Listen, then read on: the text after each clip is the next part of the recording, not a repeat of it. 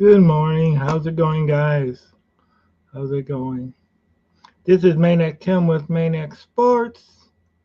Hope everybody's doing well.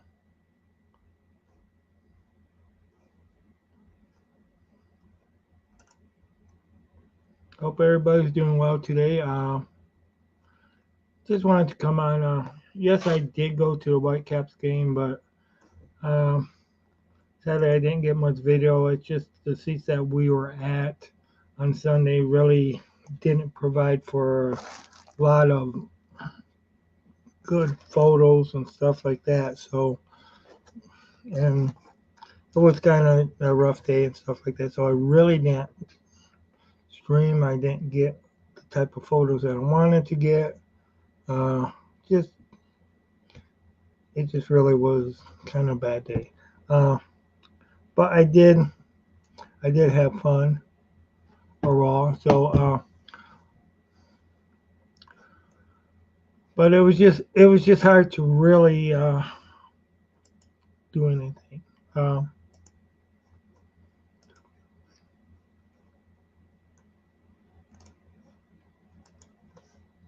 Joby, man, I can't wait until next week when training camp is in full full view. When everybody's here and when we can really see and get a lot more news.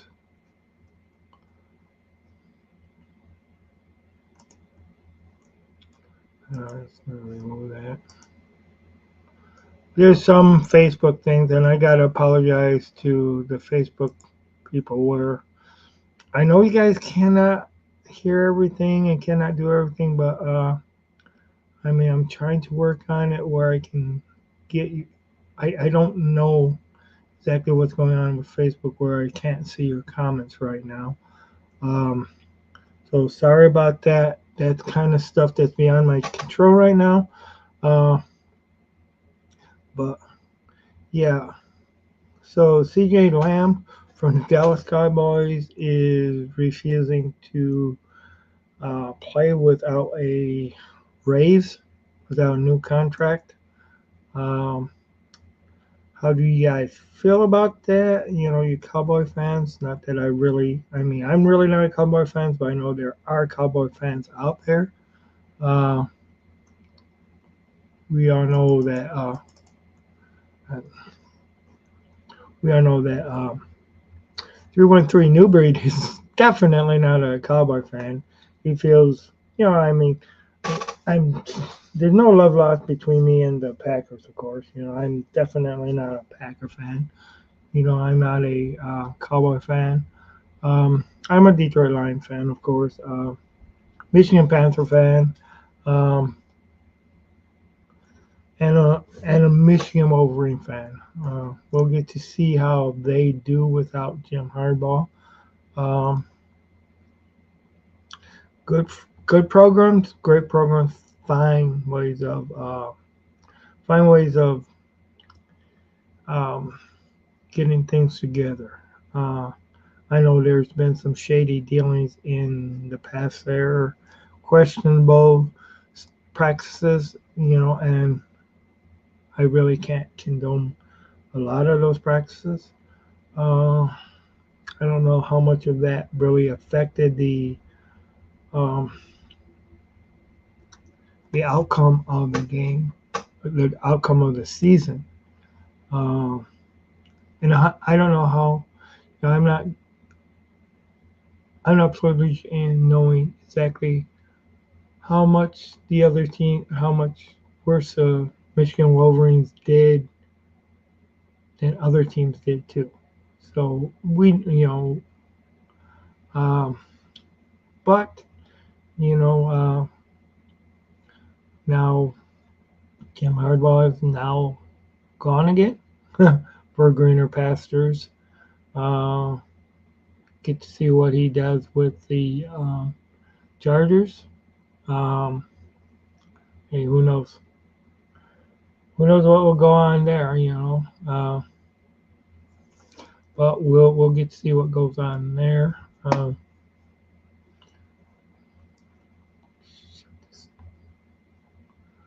Stuff my camera set. But a second here.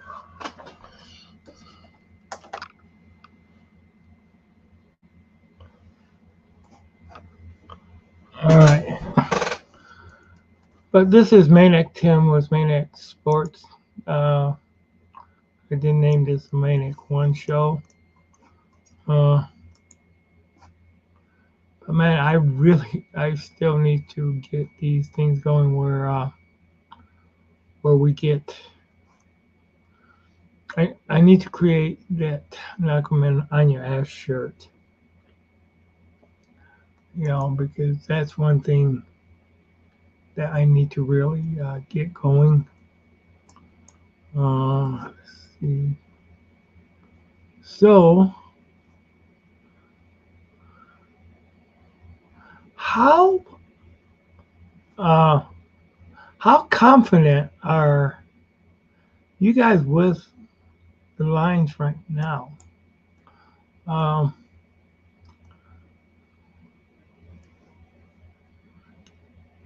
okay, so I'm going to go ahead and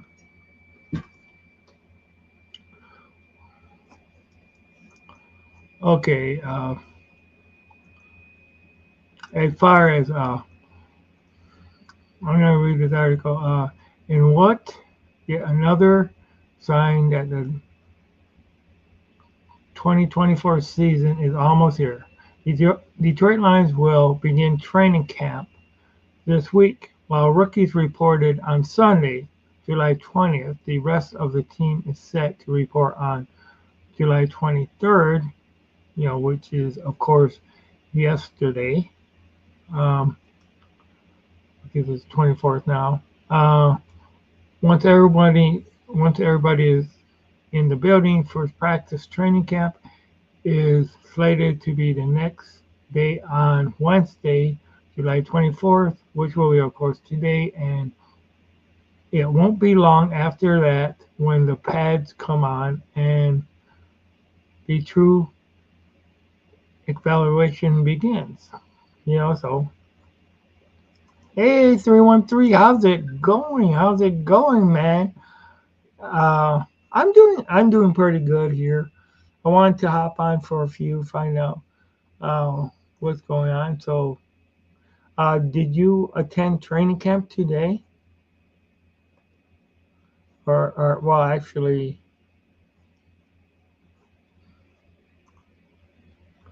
because I know well, actually, it would be yesterday. No.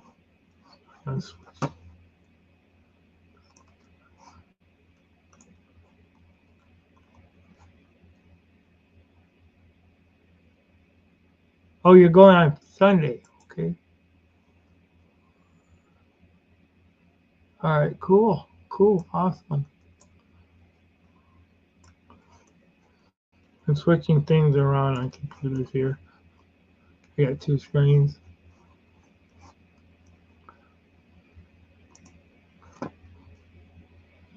Oh, Saturday, not Sunday. Yeah. I had it kind of. Yeah, I got a. Saturday, I got actually a bachelor celebration with one of my friends. So that's what I'm going to be doing Saturday. Uh, so that's been pre-planned. For the season ticket holders is Saturday. Okay, cool. Yeah, that's awesome.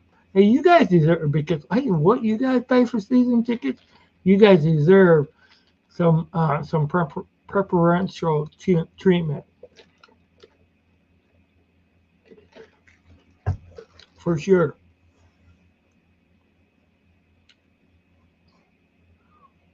You guys deserve some perks. I I seen that picture where you met Herman Moore, which is good. I'm glad to see you met up with him.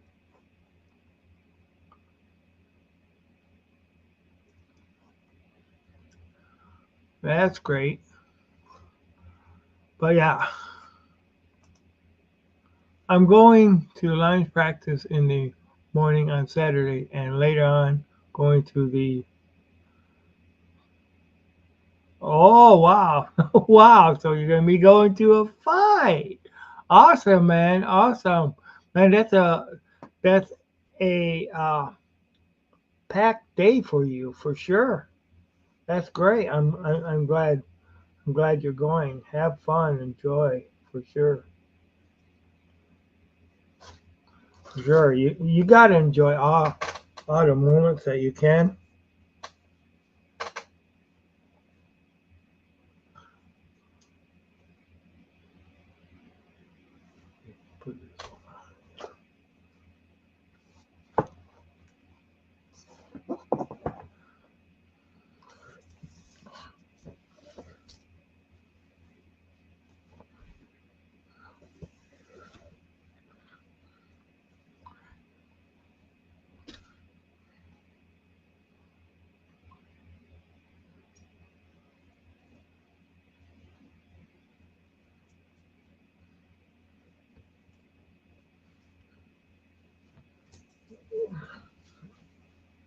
Cool.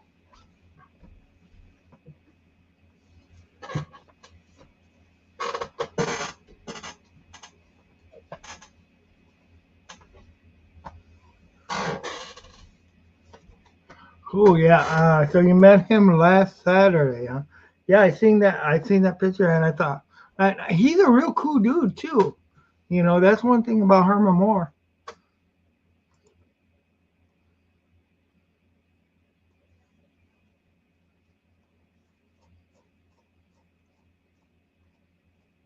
Awesome. Yeah. The first time I met,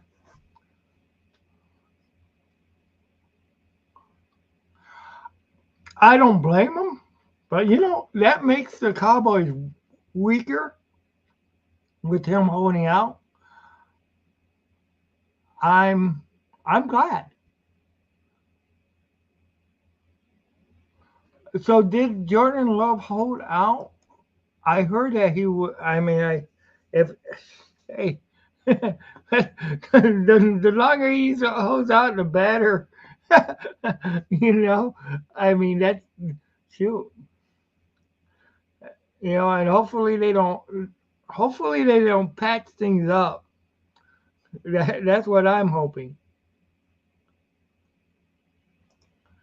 Hey, hey, how's it going, Smoking Jeremy? How's it going, man?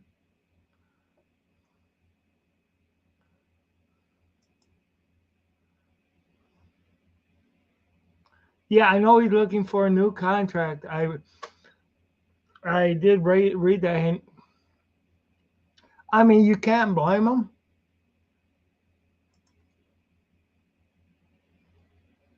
Yeah, yeah, it is a great day. It is a great day to be a Lions fan for sure, man.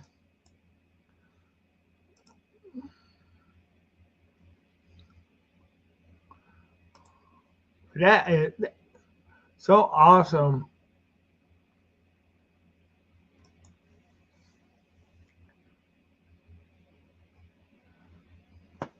Man, I cannot wait until the season starts.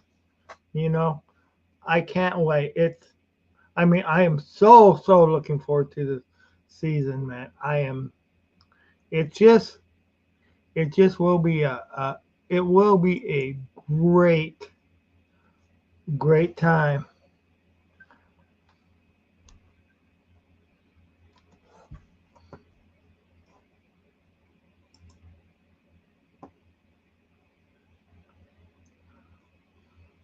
Great time to see the Lions go ahead and take it to another level.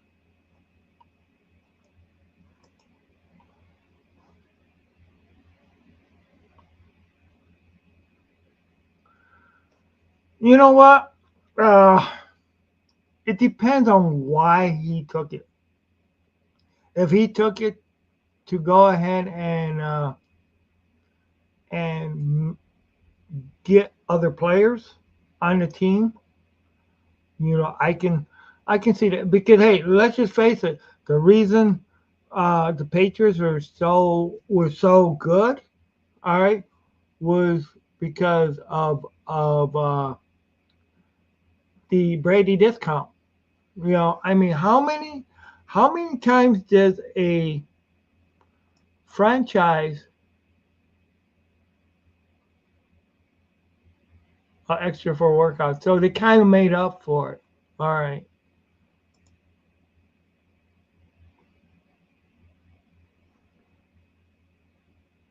Okay. All right. Wow. So he was holding out and then gave.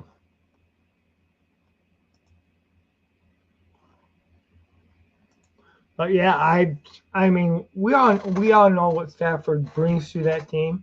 He helped bring them that Super Bowl win. You know, I mean now we just need golf to bring us ours, right?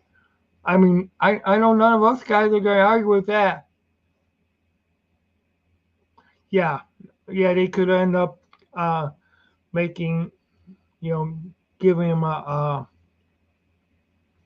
heavier salary, make less this year, but then you know loading it more at the end. How many years?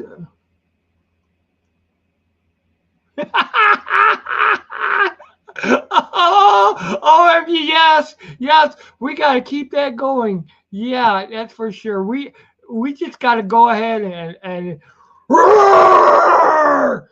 Yeah, get Stafford. Yeah,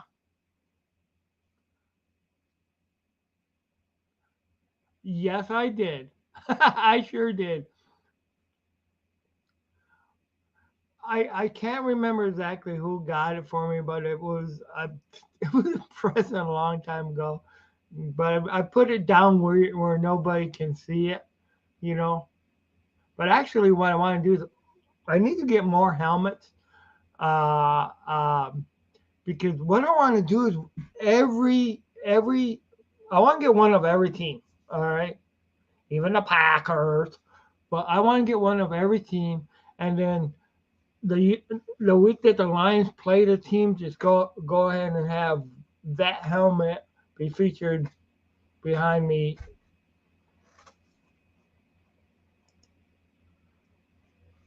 I hop on when I get the room.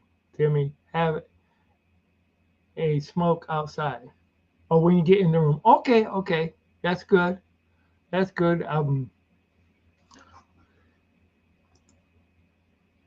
Yeah, roar, roar, roar.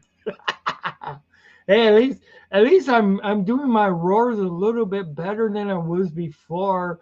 When a couple weeks ago or uh, a week ago, I just couldn't. It was like, oh my gosh, my roars were lacking, lacking.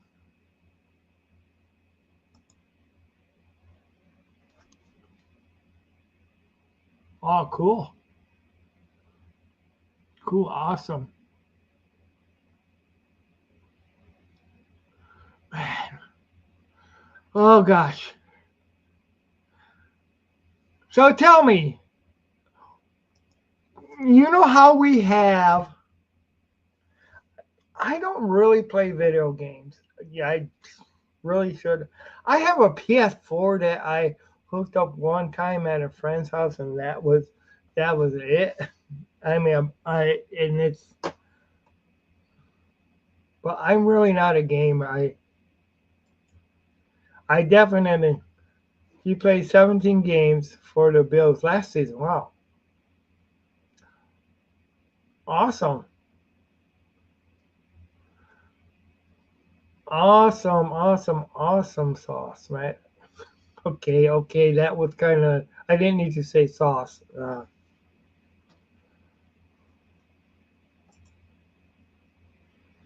Yeah, that is good. So tell me, we have this. What would you do for a Klondike bar? They're saying, okay, But what would you do if the Lions make it to the Super Bowl this year and win? We want to play.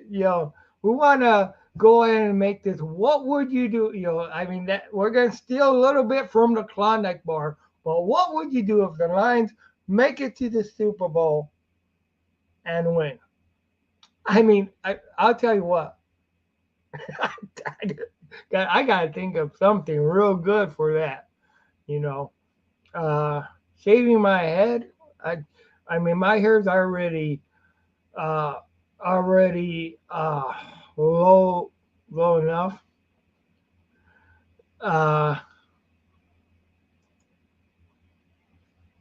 if they win the Super Bowl, I'm getting free furniture from Grander White LOL. Oh wow. Wow, wow, wow, wow, wow. Oh man. Gardner White, excuse me. Gardner White, not Grinder White. Yeah, me and my reading sometimes. Oh, OMG, OMG. Oh man. I'm not supposed to be yawning, but I am.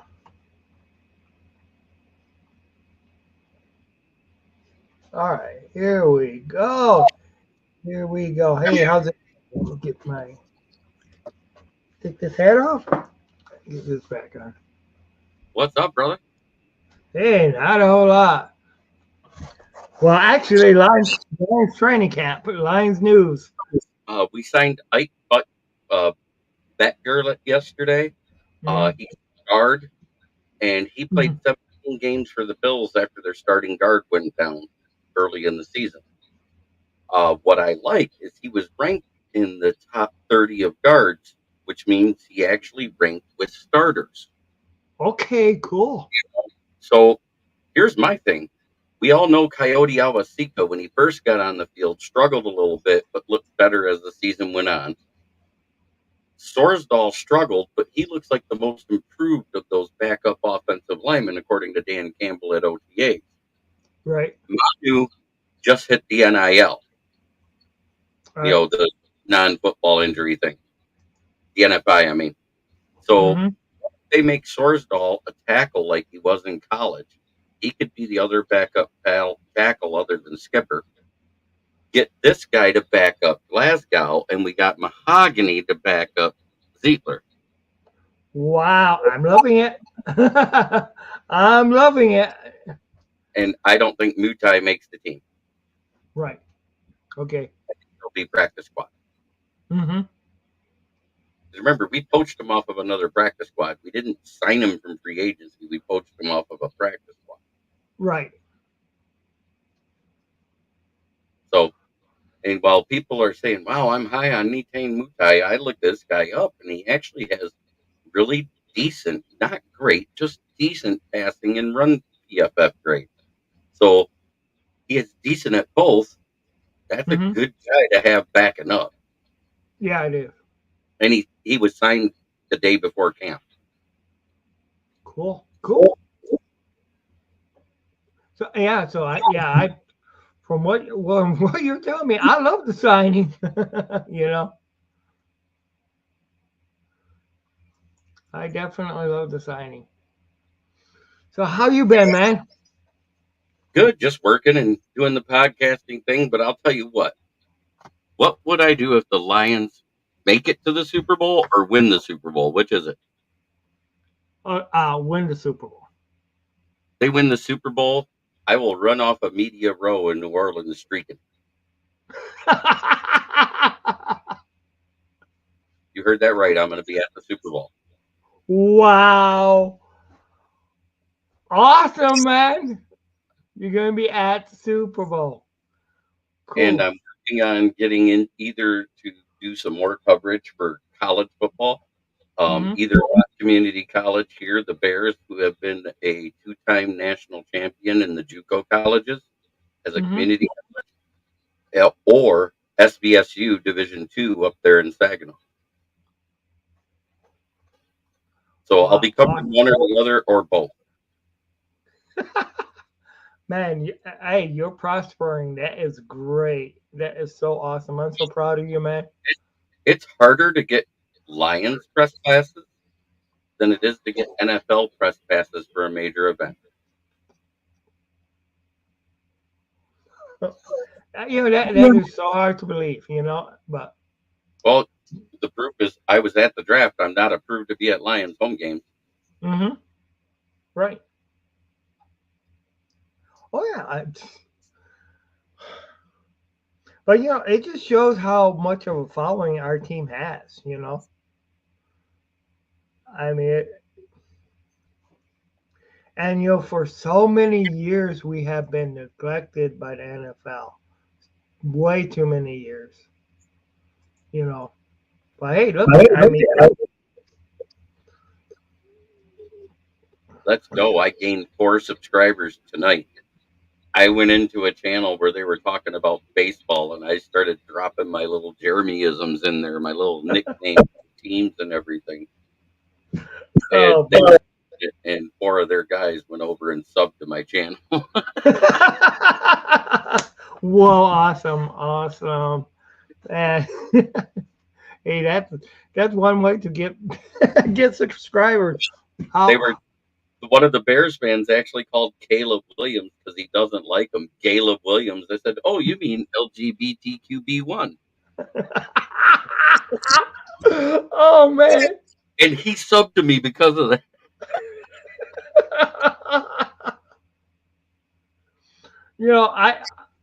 I heard somebody was saying some of the stuff that he wanted in his contract was like extra. Yeah, I don't know how much he got and how much of this is true, but he wanted the guy who does his nails or the person who does his nails to have a spot on the field. The person who they wanted his mother, he wanted his mother on there too. What's Hey, how's up? it going? 3-on-3. Hey, how y'all doing? Fantastic. Good to see you here, brother. This is a big collab. Now we got us all rolling in here late night. Yep. Wow. Yeah, Like that. good to be here. You heard what I said about him, right, Steve? No, I didn't hear it. I just came back on. Started 17 games because remember, they went 2 games into the playoffs. The Bills did. Mm-hmm. So that means the second week when they lost their starting guard, this guy got the job and didn't lose it. That's huge for any backup coming off the bench cold 2 games into the season to hold something. He had decent, not great pass and run blocking grades, enough that he ranked in the top 30 of guards overall. Oh So wow. that means he wasn't a bottom feeder. He wasn't Mm-hmm. bad, but he wasn't great. But that means Mm-hmm. on this roster, he's better than Nawasika and Sorsdal at guard. We don't know how good Christian Mahogany can be, except that Tim 20 Man said with him wearing 73 out there, if it wasn't for him being at right guard, I'd swear it was Jonah Jackson out there. How big of a compliment is that to a rookie being on the field? That's good. That's real It good. is. Mahogany's our right guard backup. We know that Mhm. because that's the only position he can play. Because number one, his body's built for it. Number two, Right. that's all he played. Yeah.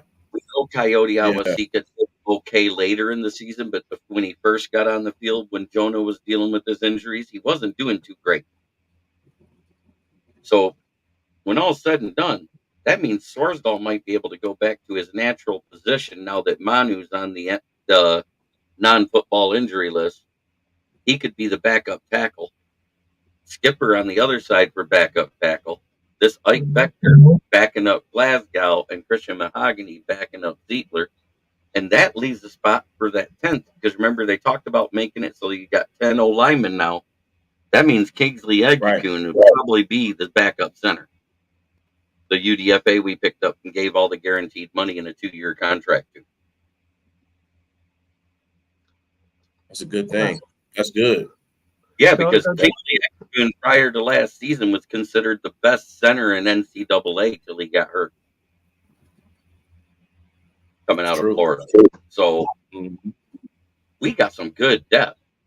And what's good about keeping Manu on that non-football injury list is if he stays on it all year, that pushes his contract back a year. We still have 4 years of control. It makes next year his rookie season. Oh, wow. So in essential, it's a 5-year contract then, like a first rounder. Which is what we should have did with Hooker. Yeah. He couldn't play a snap. That's kind of like as a college. That's kind of like college being a 5th-year senior. Right. Because you're a red shirt. It's a red shirt here. Mm-hmm. So I think that's what they should do with Manu, because they say he's raw, he's unpolished, he still doesn't know how to use his hands right, and he's still a bit too upright in his blocking.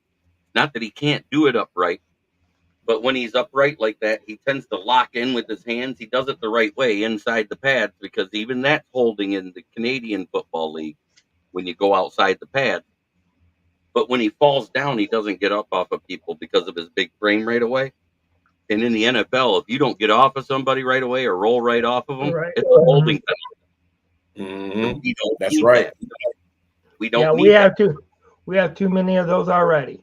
Right. Yeah. For the natural holding stuff. We don't need the extra ones that are inadvertent holding calls. Right, exactly. So I like that idea. That means Hank Braley can still do stuff on non-football days, when it's not and still work with him and everything else once he's healthy. He just can't work out with the team. Right. So you got to pay attention to all those loopholes and stuff like that, because those are big. But I was just telling him, I found out through a buddy of mine that's an agent, he can get me Super Bowl credentials from Media Row. So he asked me, what would you do? What would you do if the Lions win the Super Bowl? I said, I'm leaving Media Row and going streaking to New Orleans. It's straight to the You know what's funny? You know what's funny? And I was saying this in the chat, and I found this out when I went to Gardner White to meet Herman Moore.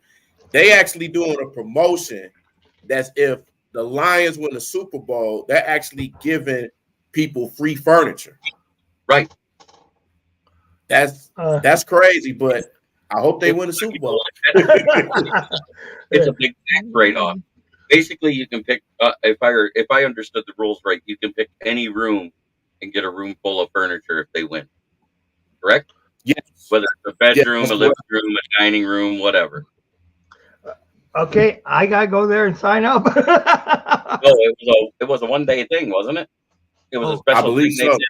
They had Herman Moore, and I believe Hendon Hooker was there because he's sponsored by Gardner White. Oh, I did.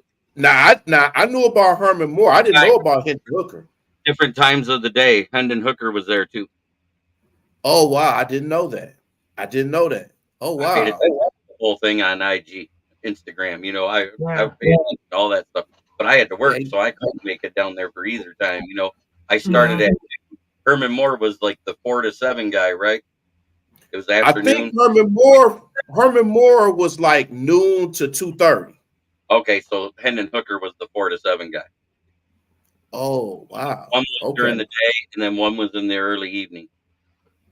Oh wow! I wish I would have known that. Oh wow! That's and Herman actually stayed a little bit longer past 2:30. So now that was pretty cool. Me and Tim know exactly how great Herman Moore is because we went up and sat with him at Aspire at Soaring Eagle to watch that Dallas Cowboy debacle. Yeah. In 2022. Yep. And I asked him. I asked him what brings out the maniac in him. Do you remember what he said? No, because you're gonna have to refresh my memory. It's been a minute. Okay. He said bad calls. Bad calls. That's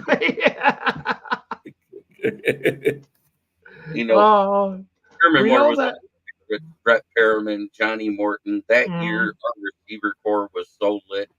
Yeah. The only there was 3 1,000-yard receivers. Too bad they had Scotty Mitchell as a quarterback. I know. Do you imagine if Rodney Peete was still here at that time? Because at that time, Rodney Peete was starting to play good for Philly. If we had Rodney Peete with them three on the field, ooh, that'd have been nasty. But what was so weird about Rodney Peete was that it was Philadelphia that hurt him in the first place. Right. And in a preseason game,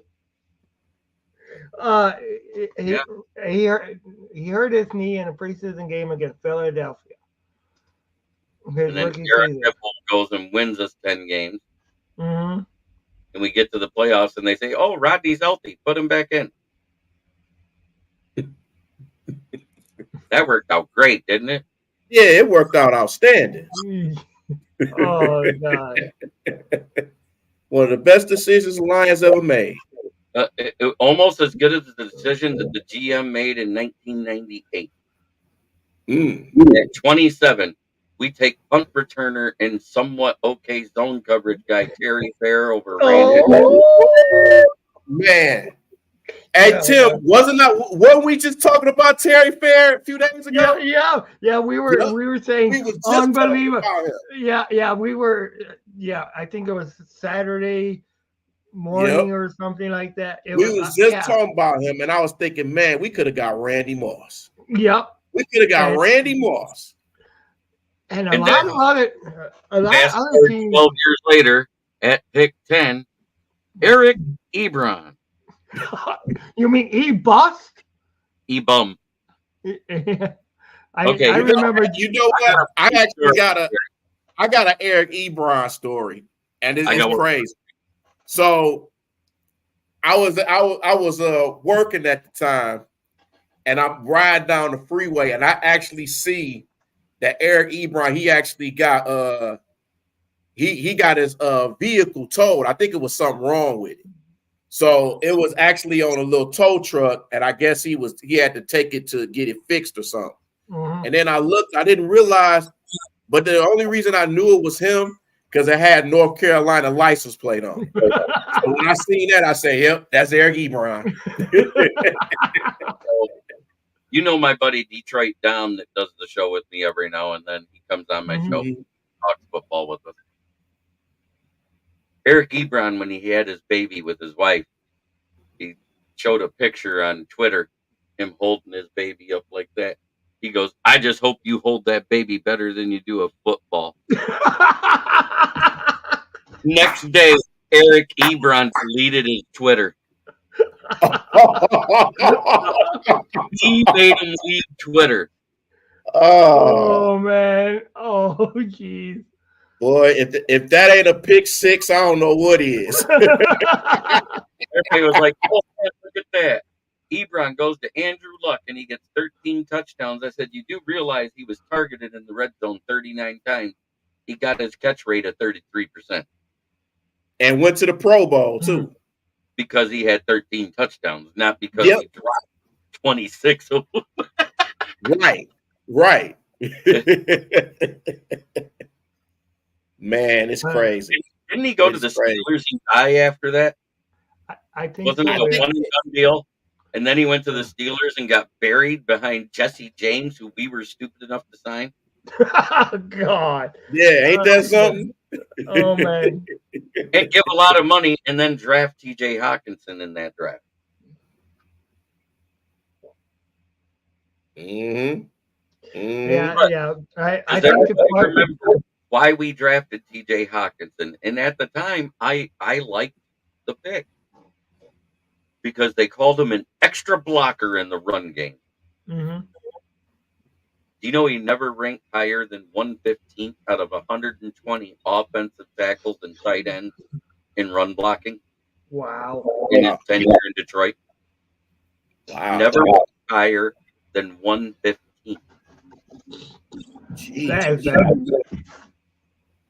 And then he goes to Minnesota and he was ranked 72nd. In run block. I was like, you son of a bitch, you never wanted to be here. No. I remember that first injury he got. He tried to do that backflip over the guy. No, he tried to do a forward flip and he got hit For and it turned into a helicopter. yeah, Hurt his leg and he Mhm. was out for the season. mm. And it seemed like every year there was something. It was little stuff though after that. 3 games Right. here, 2 games there, a half here. But at that point, I thought of him like, well, DeAndre Swift in a tight end's body. Yeah. Basically, yeah,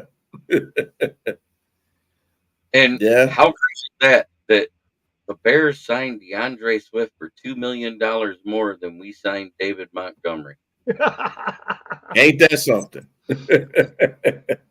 Yeah, I've been trolling them. I was like, hey, I got an interesting factoid for you. There's one stadium DeAndre Swift has never cut a clutch touchdown in. Do you know what it is? Mm, Soldier Field. Yep. mm. Both times, game-winning touchdowns he dropped Hmm. in Soldier Field. Out of the 3 years he was here, he dropped 2 there. The only one he got that he made in the red zone, he caught 10 yards out and ran it in. Remember that? Yep, Right. Yep. If it yep. wasn't for the fact he broke the plane, it'd have been a fumble and they'd have got the ball back. That's right. That's right. You pay attention to little things, And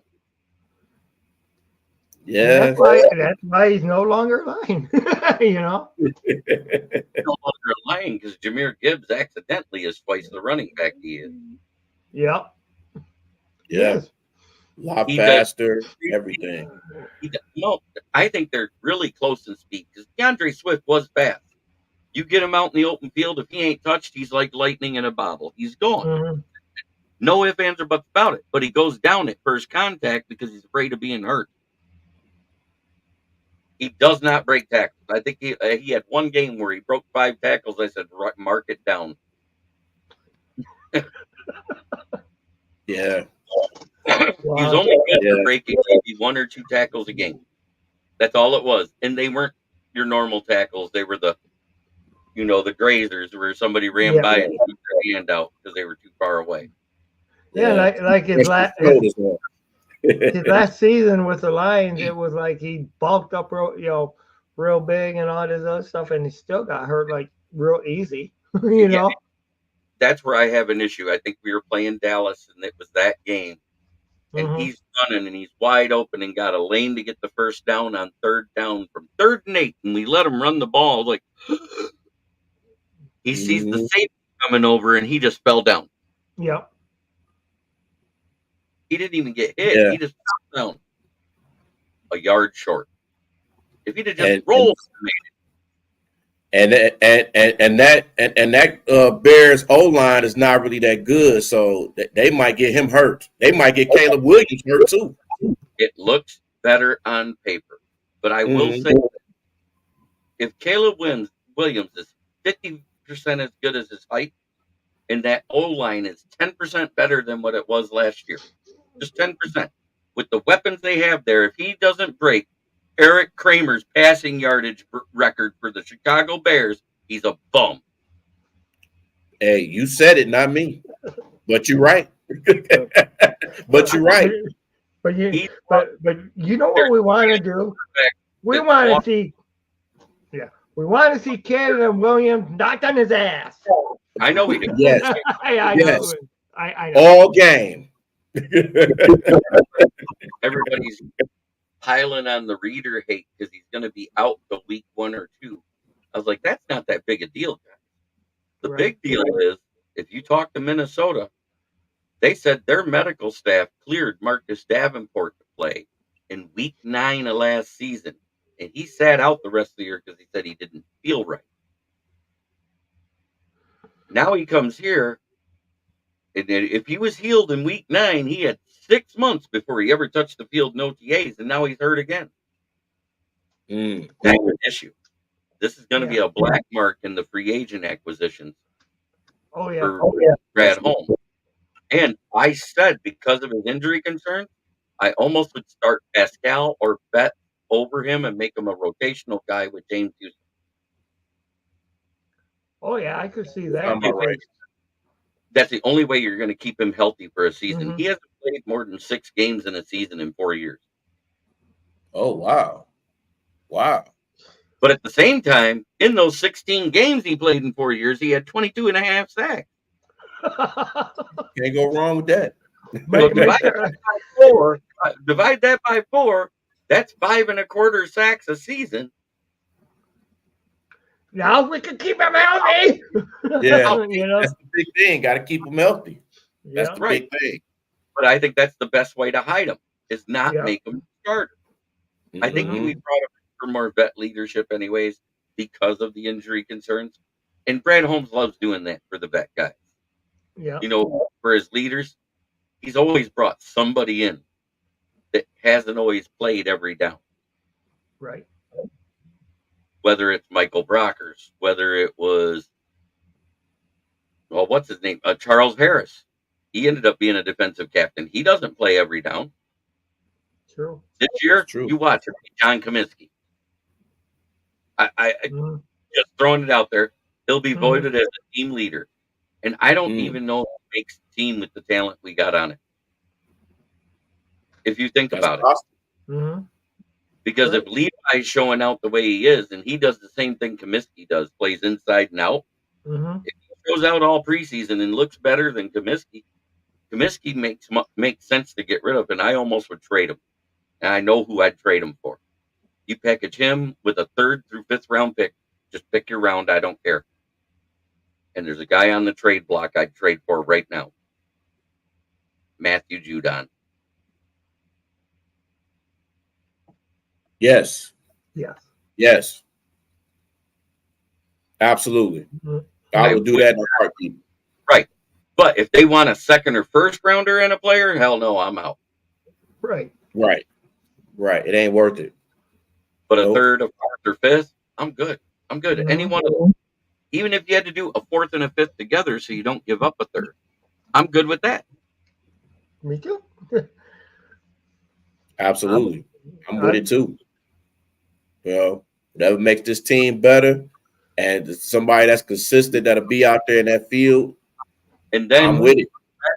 Davenport, Houston, all of them, depth. That's what Mhm. they are. They're depth at that point. You'd have 2 guys that play 90% of the snaps on each side of the defensive line, with Reeder and Aleem up the middle and Big Broderick coming in to relieve whoever's tired. Then Mikai Wingo splashed in.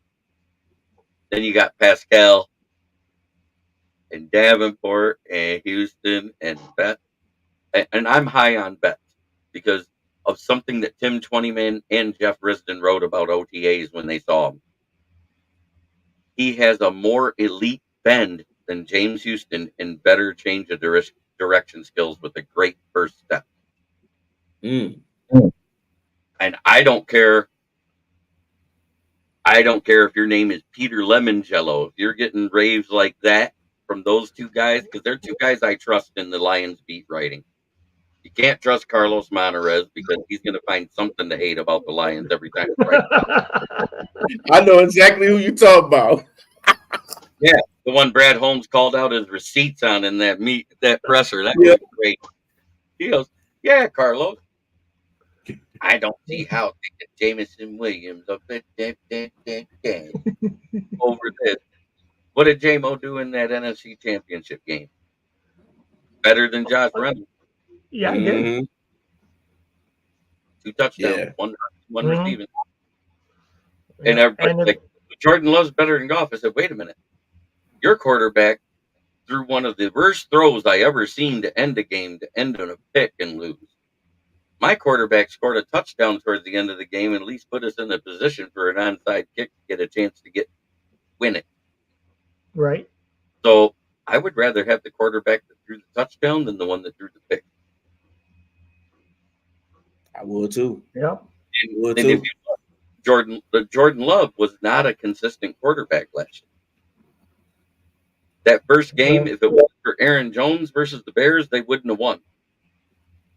That's He right. had a 55.6 completion percentage, 285 yards, 2 touchdowns, 3 picks. Aaron Jones and his 170 yards on the ground till he got injured is what saved their butt. Mm-hmm. because that dominated the time of possession. That's Then true. Aaron Jones get hurt, and that's when the Packers started faltering in week 2. Remember, he got hurt in week 2. Next Yep. thing you know, they won the first 2. They were 2-0, and everybody was talking about it. Then we face them. We're both. Then all of a Yep. sudden, it was 2-3, 2-4, 2-5. Yep. The Lions were what? 5-1. Yeah, they was. Yeah. They was. It's hard to do that when your featured back is injured and you gotta try to rely on Dylan, and he's not that kind of running back. You know, he's a power running back. He's not elusive like Aaron Jones. I did a deep dive, and ever since Josh Jacobs came back from his injury, he has not been the same back. Every year, his yards per carry is going down. Mm-hmm. He needed that big payday from the Packers too. You know about his out off the field life, right? He has 5 kids out about something. I know all about a child support. If anybody knows about Josh Jacobs, it's me. I know about him. I've even met him in person. Very, very nice guy. Very. Oh, bro. Very. So you were at the draft this year too, weren't you? Yes, sir. You You were there out with the fans, right? Yes. Yes. Yeah, I was up there in that media room. You know what I hated about the media room? I loved it and hated it at the same time. The NFL did a great job. They gave us like 3-star chefs with a gourmet, all-you-can-eat lunch and dinner every day. But it was on the opposite side of that building of one Cassius Martius, and we couldn't see the stage from the room. Oh boy. Oh, so, man. But the one entrance that was right there next to the stage, next to the building, that was our smoking area. I would walk out, and what was funny, it was the 4th round. I was like, we don't have a pick. I'm going to walk outside. And, my co-host has got the stream going and the live reaction show going because I've done that every year. I wasn't going to stop just because I was at the draft. Right. I go down there and I light up and I look up and it says the Lions are on the clock. Yes. I was the same way because I think they took Green Bay pick and they swapped it with Green Bay, and then next thing you know, Green Bay traded else, and then we traded with that team. That's what it was. Green Bay traded out, and then that team traded out. Okay. So it was like it said Green Bay, and then it said I don't remember if it was the Saints or the Cardinals. And the next thing you know, that screen changed and it went that blue, and I was like, I know that blue. Because next thing you know, you saw Green Bay, and then it was like, then you hear this big old roar in the crowd, and I'm thinking like, what's going on? And then next thing you know, you see the Lions is on the clock. So it's like, it was crazy. That the fans went crazy when that happened. It was insane. And then when we traded up for Sion Vaki and Governor Whitner came out to announce the pick. Yep. It was like Roger Goodell walked out there. There were so many boos. I will admit, Channel 5 has got their own Facebook page. And during the whole political thing when she was rerunning for governor, they did a thing and it said Caitlyn Jenner is running for governor of California.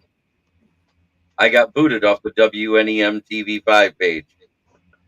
I said, Caitlyn Jenner can't run for governor of California. She's already the governor of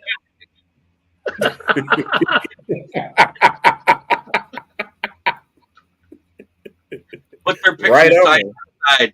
Put their pictures side by side. You'll see it. Yeah. I mean, I can see even with. Oh man, that's right.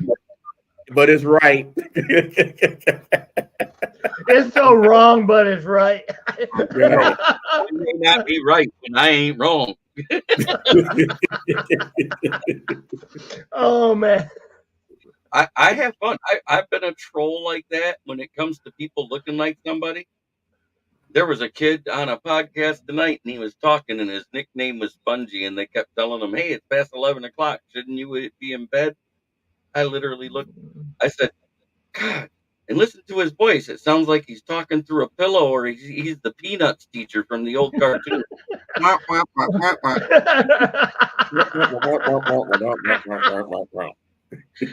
he goes, "Man, that's mean." I said, "That's okay. Now that you spoke up, you sound like the teenage version of Jimmy Neutron."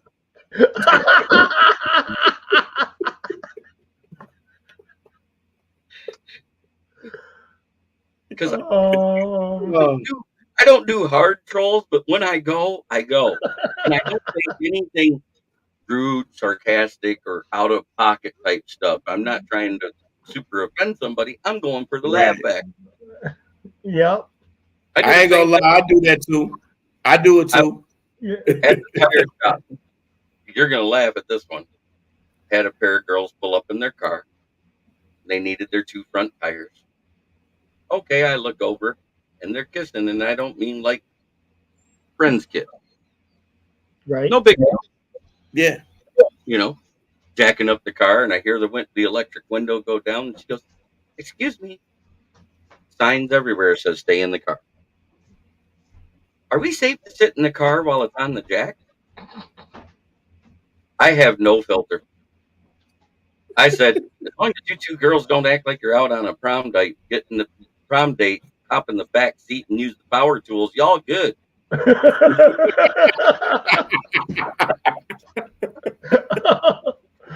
laughed as hard as you 2 did.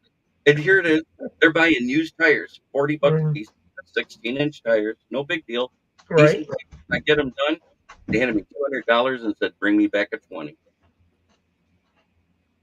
Wow. The difference is knowing how to deliver the joke and not be offensive while doing it. Right. That makes sense. Wording and delivery is everything, and saying it with a smile on your face makes a big difference.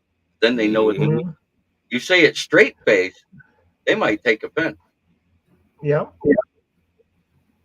Oh yeah, especially how the society is. Oh yeah, there's a lot of sensitive people out here.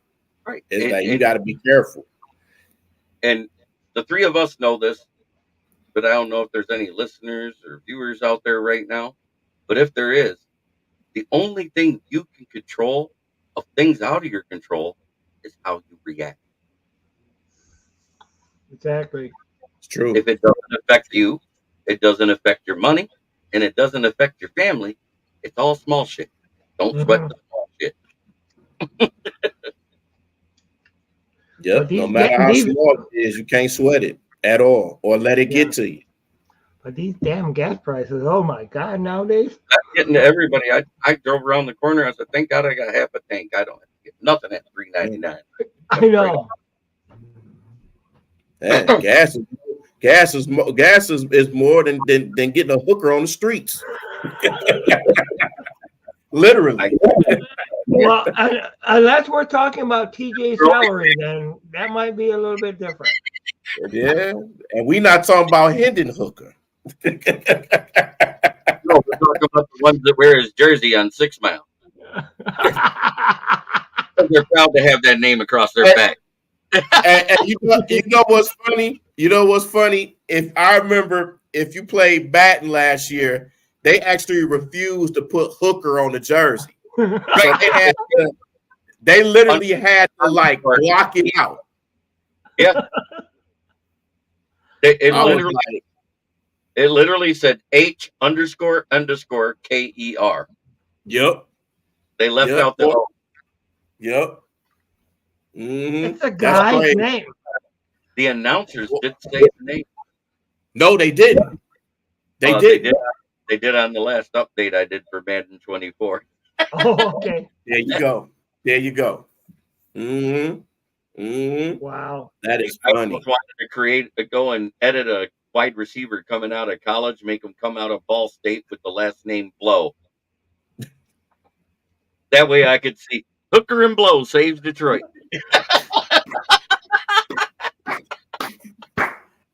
Because they do those little headline things in the news stuff. A tag team that won't do you wrong. There's actually a children's book in libraries right now, and it's called Hookers and Blow Saves Christmas. And it's about a snow thrower truck and a tow truck. Oh, wow. Wow. Wow.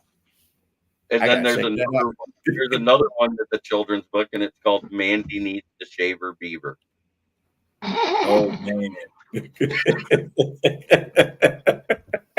And it's an animated one, and it is about a girl with a pet beaver that's super hairy. The animal beaver. I'm just gonna leave it. I'm just gonna leave it to beaver. No, that's the worst thing that was said on television in the 50s. Ward, weren't you a little hard on the beaver last night?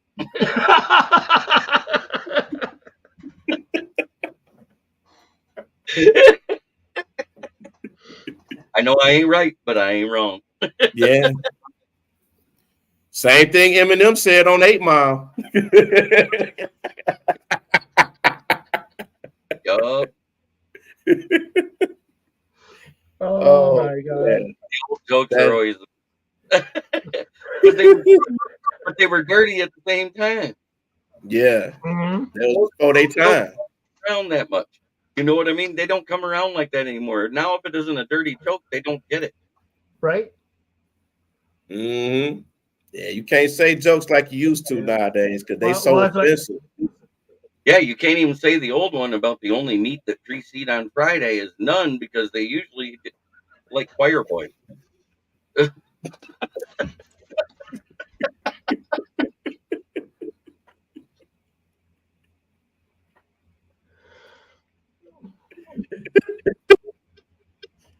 I know I ain't right. You ain't right, but you right. But I ain't wrong. But at the same time, you've read a few of my articles that I posted, Steve. Mm-hmm. You have never, ever seen me write an article about any of our players and use this as the main line 10 times. Never had he never. We all know about the double negatives. Unless you're playing around doing a joke, Mm-hmm. you don't use double negatives. Not in grammar. Right. A professional sport writer for USA Today wrote about Barry Sanders. Never had he never had less than 1,000 yards rushing. Never had he never missed a Pro Bowl. Wow. Never had he never not been voted as an All-Pro. And it went all down this list about this stuff that he had never not done. Mm. So I wonder where he went to Joel.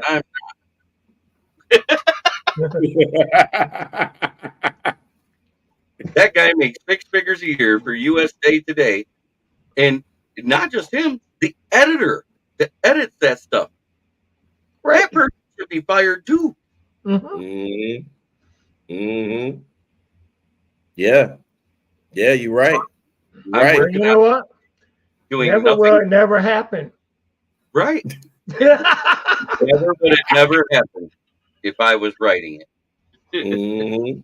I'm working on my 4 draft profiles. I already did them on the air, but I'm working on putting them to print. And that's about all 4 of our day 3 picks. Because everybody's seen the day 1 and day 2 picks.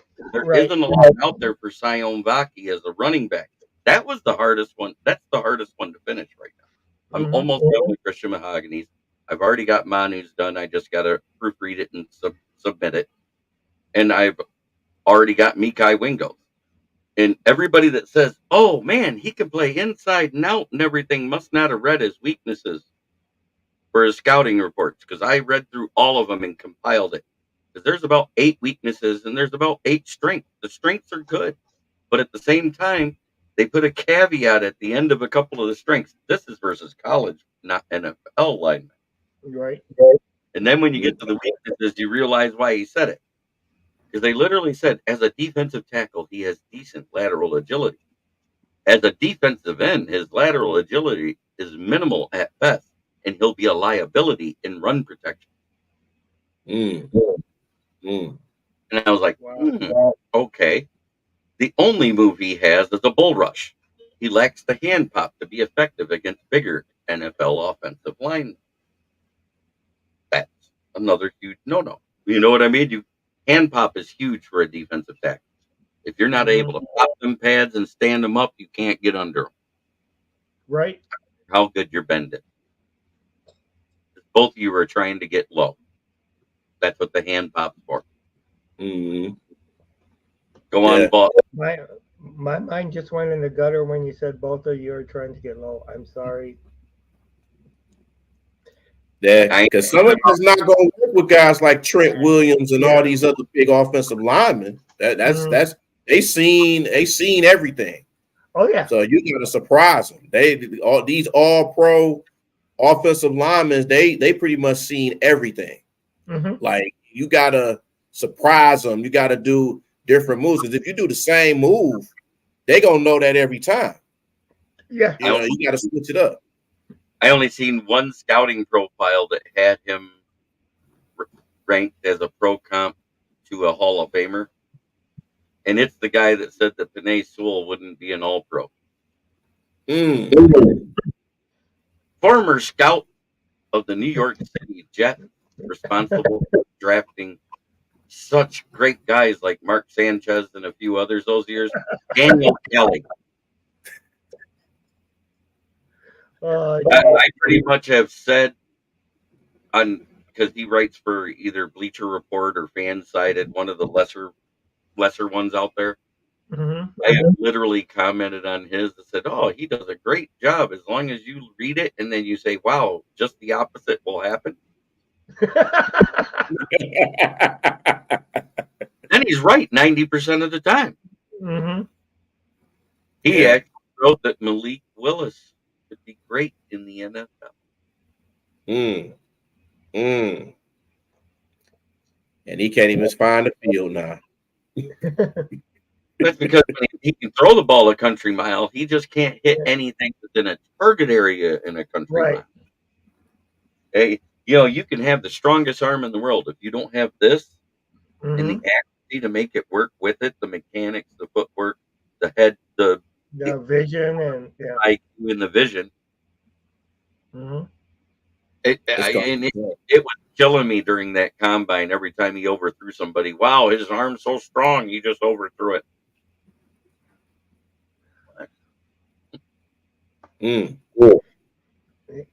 Can't do that. Can't do it. At the combine, Jamarcus Russell looked like a god. And he had a big arm like that, but he was accurate. Right. Remember?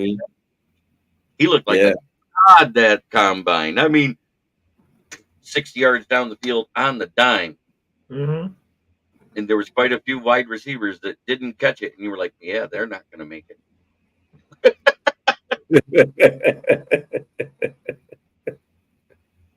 Man. He overthrew Johnson, who was the fastest wide receiver that year. Remember that? I do. He overthrew him by 10 yards. Oh, he just put a little too much on that one. You shouldn't be able to outthrow a guy that fast. No. If you're decent. Yeah, like you said, having a gun for an arm is not if you can't. So Timmy, I perfected my roar. Oh, you did? Okay.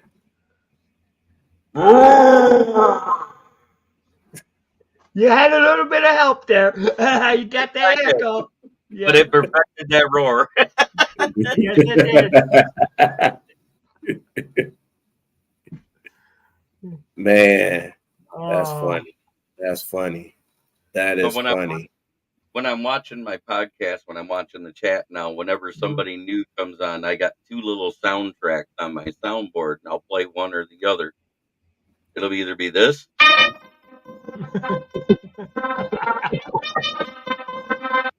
or this. That one's got a little groove to it. I like it. I like that one. Right. I like that one. So every time my dad pops in, because I call him Smoking Dad, I'll hit that one. Well, my dad, he's the reason why I got a voice like this. Is he was the DJ for parties and celebrations and stuff like that. So I practiced mimicking how he would talk into the mic, and that's how I got the mic voice. Okay. And Nothing wrong with it.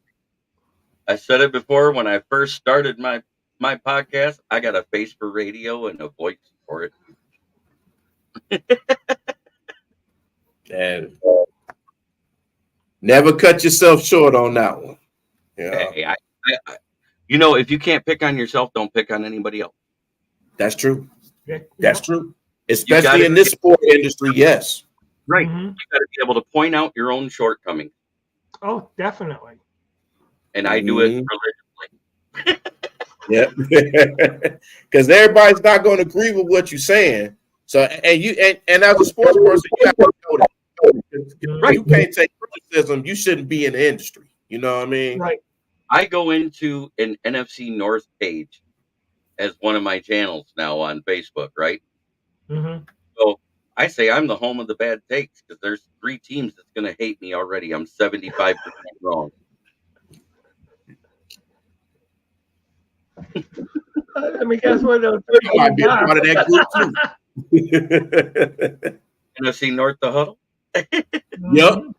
I think I'm part of that group too. Are you doing the Roku and Amazon stuff with them? Have you talked to Mike Carrico? I haven't yet. I haven't done that yet. Talk to him, see if he's got a time slot. Oh. See if they got a time slot available, because if it works with your schedule, you could set it up. They've got some slots available like in the mid to late evenings.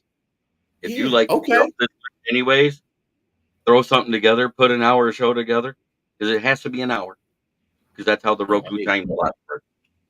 Hey, that's fine with me.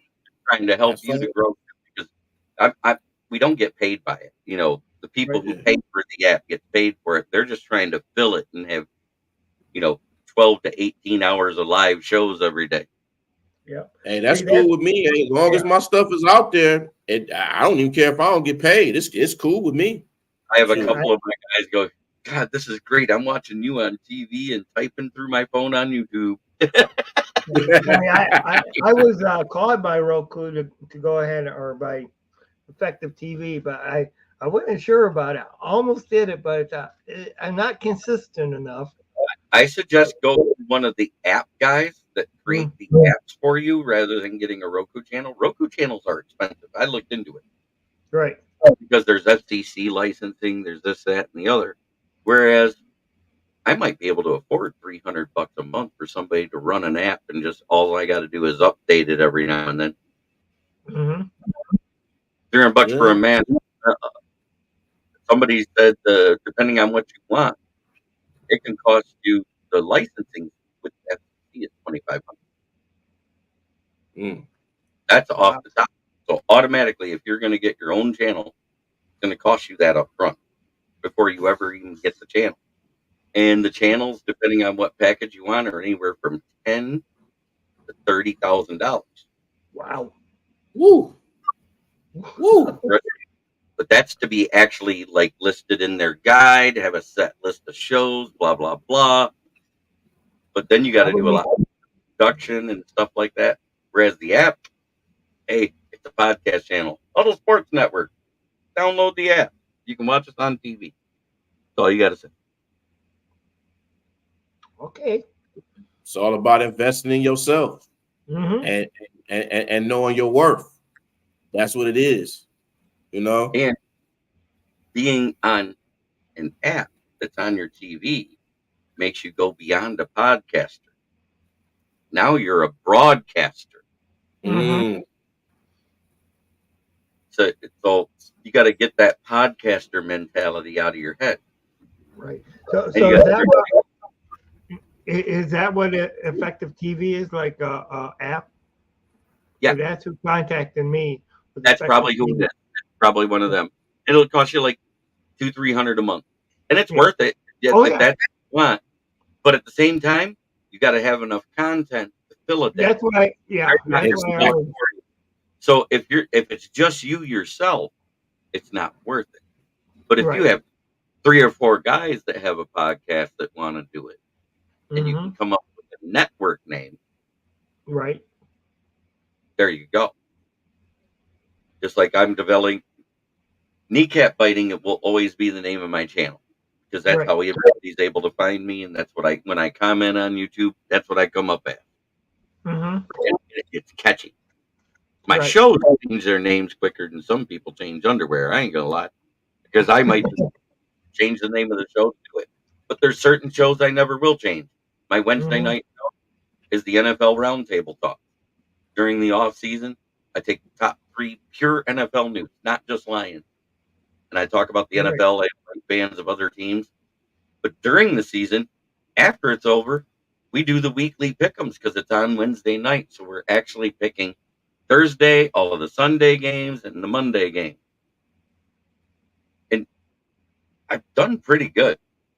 My first year that I did it, I won 196 out of 278 games. Wow. Wow. I've been no less than 65% after that. Mm-hmm. But my first year was my great year. But that was the year we went 3-13. But I knew we were going to be bad. So yes, I pretty much yeah. picked the Lions for a majority of the year until we started to look like a team. And we didn't look like a team until we got rid of Anthony Lynn. Right. Right. That's true. Right. Exactly. You ain't But lying. I can say, because I met the guy, I interviewed him. He does the shout out at the beginning of my thing. That's Charles Harris's signature right there. Oh wow. Cool. Oh wow. I got that in 2022, just before the training camp started, just before the draft, up in Kochville, Michigan, by Saginaw. He did a signing. Didn't cost you anything to get in. I bought the helmet for $30. I bought his signature for $20, and I paid $8 to get it certified right there on the spot. That's not bad at all. Right. No, it's way than a lot of everybody else's signatures. Yeah, I know. You tell me. Way cheaper than this one right here. That's a Barry Sanders. Way cheaper than that one. Yeah. Oh yeah. Yeah. Way cheaper than this guy. What? Who just made his first Pro Bowl. Amon-Ra St. Brown. St. Brown, downtown St. Brown. Crazy about that is I was supposed to get a signed jersey, but Fanatics, who they were ordering their stuff through, kept sending the wrong thing. Mm-hmm. So he finally said, and it was because it was Super Bowl squares for that year in 2021. I bought like 6 squares out of the box, 10 by 10. Right. Mm-hmm. I hit 2 quarters. So instead of the jersey, I got that special edition helmet with Amon-Ra's signature. Mm-hmm. Wow. Wow. I'll take that all day, 100%. As a matter of fact, other than the Charles Harris one, I've won all of my stuff through breaks, which means I've paid a fraction of what their signature is. That helmet right there is worth $400 certified that I got on it, the Barry Sanders. I got it for $50. Oh yeah. Hey. Yeah, I would say you did good. Here's at $10, so I paid $60 right now. I'm on Ron's signature because he made the Pro Bowls worth $250. Wow. I've got a Justin Jefferson. I've got a Tua Tagovailoa. I got a Darius Leonard just before he changed his name. I came so close in meeting Justin Jefferson last year. I came so close. And it's a custom helmet. It's the drip. Oh man. Oh man. Wow. I came so close to meeting him last year because he was on his way to the bus, and I was just about to meet him, but then they was rushing him to get back on the bus, and I said, "Oh, You see the details on that? That's a iced out Cam Akers. Oh wow. Wow. Wow. And then I got a camo Darius Leonard just before he changed his name to Shaquille. That's going to become more rare now that he changed his name. He's not going to be signing Darius Leonard anymore. Right. And the camo version of the mini helmets are worth more than the regular one. So I'm just going to hold on to that bad boy for a while. And I've also got a James Robinson the third right after he had his 1,000-yard season in 2021 from the Jaguars. That's pretty. That's cool. That's cool. I got 8 helmets. Not bad for a guy that just started collecting in 2021. True. Yeah. And but now that I got my own website, and the guy that I got all this stuff through, Dan Leonard, is my co-host. He does all this memorabilia stuff.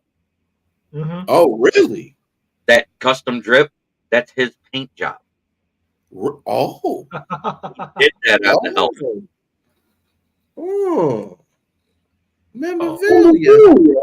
So yeah, when are you going to get a wrestling belt? He also made me a custom Christmas decoration. I got to show that to you. Give me just a minute. I'm going to go off camera. All right. Okay. Wow. That's cool.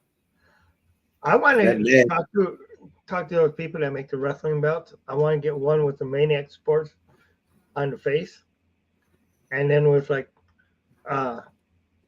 side panels, NFC North, one with the Lions, and actually I could do the side panels. Just do the 4 teams that are on it on the side panels. That'd be awesome.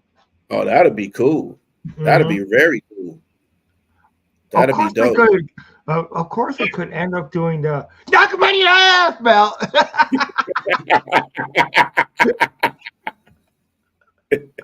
So yeah, I gotta get some mini helmets for other teams too. Because normally when I get signed, I'll get it like a hat. I have them sign a hat. Those Walmart crackers. Yeah. Oh wow. That is the custom paint job he did for a Lions helmet on it. Wow. Oh wow. He calls it cracked ice. You know, because a plain mini helmet with nothing on it costs you about $30. You know, that's just a base white model, no paint, no nothing. He did that paint job himself. Wow. Oh, so, I didn't even show the best part. I'll pay you for it. JB Jr. Yeah.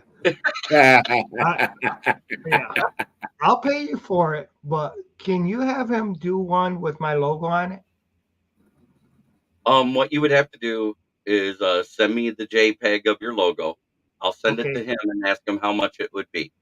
Now, what do you want? You want something like that, like what I just showed, that type of helmet with that special paint job?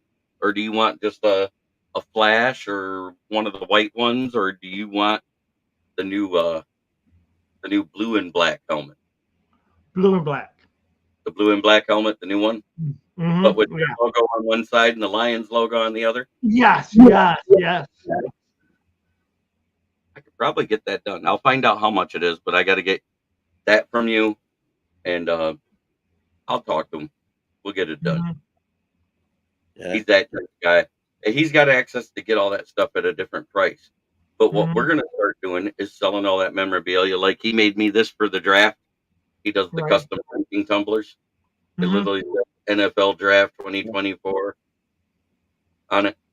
Comes with a metal straw and everything, 20-ounce tumbler.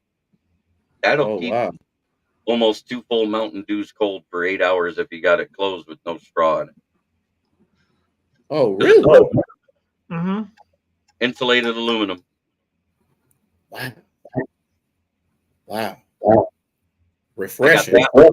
I got one where it shows a skull and he's wearing a lion's ball cap and he's got a bandana across from the whole villain thing. I got one like that. Working on getting another one because it's my fake sponsor for my show, so I can be drinking it when Packer fans are live on my NFL show. It says FTP right on it.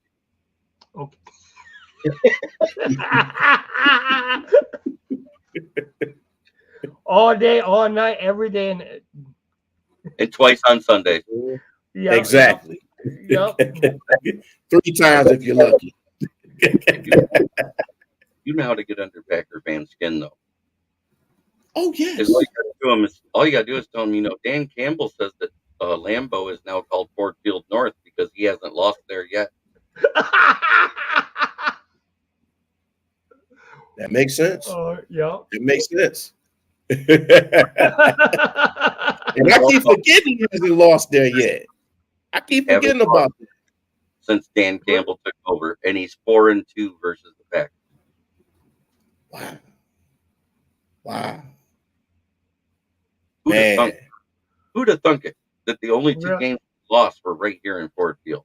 I know, and one was on Thanksgiving. Remember when we used to win about 50% of our Thanksgiving Day games? But I got good news, boys. That happened all during the Barry era, right? Yeah. And then it went away. But ever since Matt Millen took over, it has been every 7 years. Guess what happened 7 years ago on Thanksgiving this year? Minnesota. Bears are screwed. We're due. Yes! Be due. It's got to be due this year.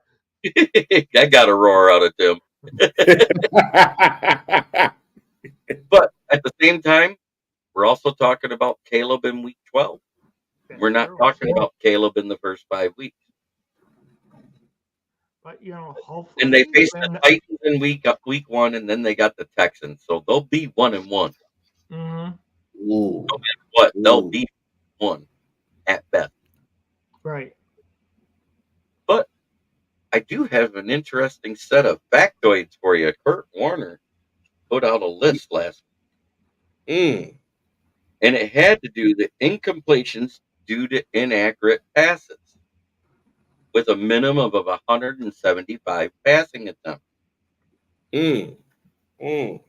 Let's start at the top. Let's go the reverse way I normally do. Normally I start with the highest percentage. I'm going to start with the lowest percentage. The lowest percentage was Geno Smith last year at 21.6%. Jake Browning, who had just over 200 attempts, was at 22.2. Kirk Cousins, who had in his 5 games 250 attempts. That's 50% of the game.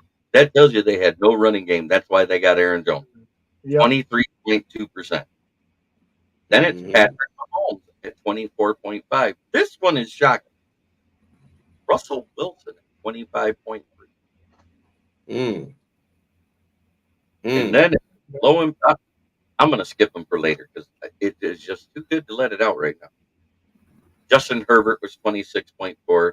Dak Prescott was 27.2. Will Levis was 27.4, and he played over half a season.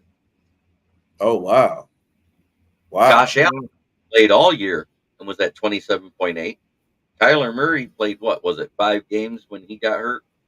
24.3.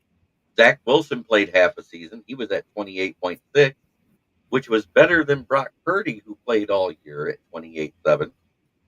Joe Burrow was at 28.9. Jalen Hurts was 29%. You see how they go up pretty quick, though, right?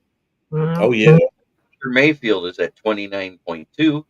Desmond Ridder wasn't as bad as everybody thought at 29.5 because he played the majority of the year. Derek Carr, 30.1. Now we're starting to get scary. Justin Fields at 30.8, and tied with him was Gardner Minshew. Then there was the guy that he only played 5 games, but he threw the ball a lot because their running game was hurt. Joe Flacco.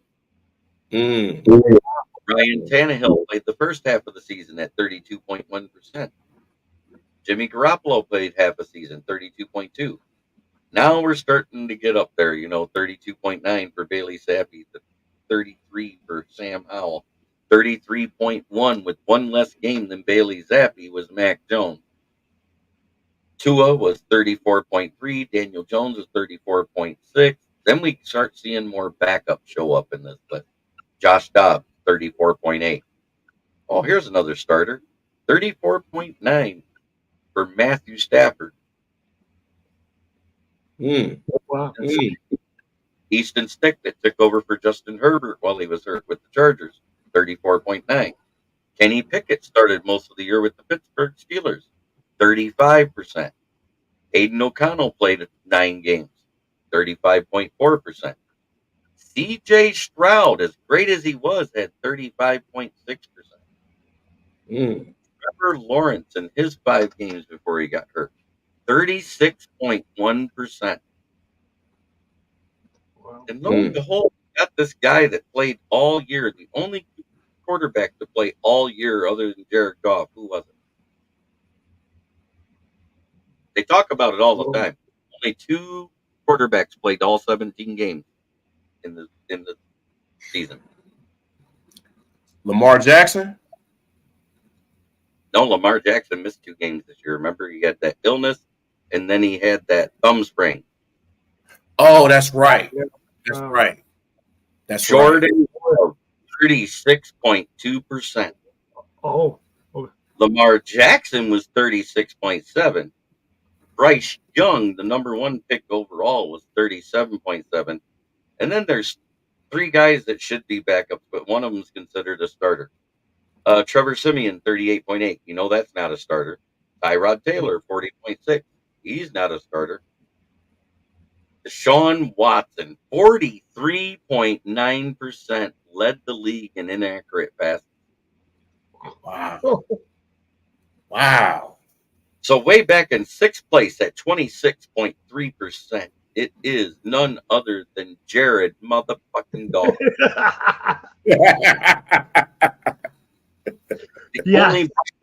The only backup ahead of him was Jake Browning for the Browns, remember, because he came in, was playing good, and then got hurt. Then they brought another guy, and then they went and called Joe Flacid to get off the couch and take his Viagra. Right. Yeah. Then Dorian Thompson got hurt, and all them got hurt. Yep. So, knowing all that, and that Green Bay might be making Jordan Love the highest paid quarterback in the league here in the next couple of days. Most of that was during the first part of the season. Remember, because he had a bad game versus Chicago, but they won. He had some horrible games in between, but they won a couple. Mm-hmm. And he had those 7 great games to end the season. And they were great games. Yeah. Don't get me wrong. He looked great. You know what the difference was? Aaron Jones being back and what little bit of their O-line could be healthy was. Yep. Well, O-line means a lot to Jordan Love. Running game means a lot to Jordan Love. Jordan Love is the Jared Goff of the Green Bay Packers. Yes, he is. Mm-hmm. Yes, he is. He's good as the team around him. Right. He did not elevate his wide receivers' play. They all grew together at the same time and got good at the same time, is what I think. Yes, they did. So right now, we have a data set of 1 for Jordan Love. Bears fans are trying to call him out as a diva and all that, but I will tell you one thing that I found out. His agent and the GM decided to have him do the hold-in. He's at camp. He just is not taking place in team activities. And the reason why, he only makes $14.5 this year. He's the lowest paid starting quarterback in the league. If he gets hurt before the deal is done, that deal will not be as good, correct? Correct. That's correct. The agent wants his percentage of every penny he can get, right? Right. And Gutekunst is like, well, I want to protect our quarterback, so he's not worried about contract talks and not concentrating in the play on the field and taking a bad hit or something like that. So I get it. Mm-hmm. It 100% makes sense. Now, when it becomes an issue to me is if he hasn't signed his contract by Friday, now it becomes an issue because he already missed a week of camp. Because if it isn't signed by 4 o'clock on Friday, the paperwork can't be turned in until Monday. Because the NFL offices are closed on Saturday and Sunday. Right. So I'm just thinking Raiders. Michael Gallup retires.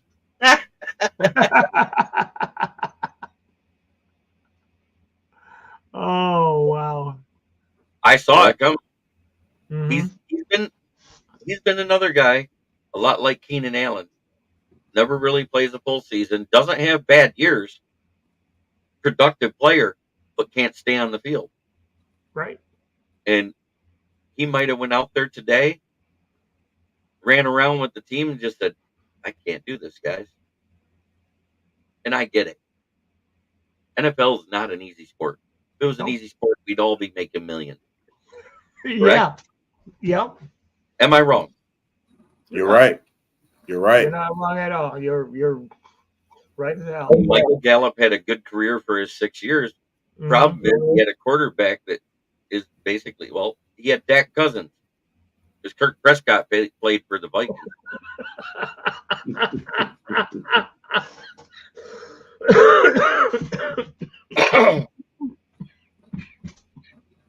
And I will say one thing. I saw the top 10 list that PFF put out, and it had Dak Prescott at 10, and Jordan Love wasn't up there in the top 10.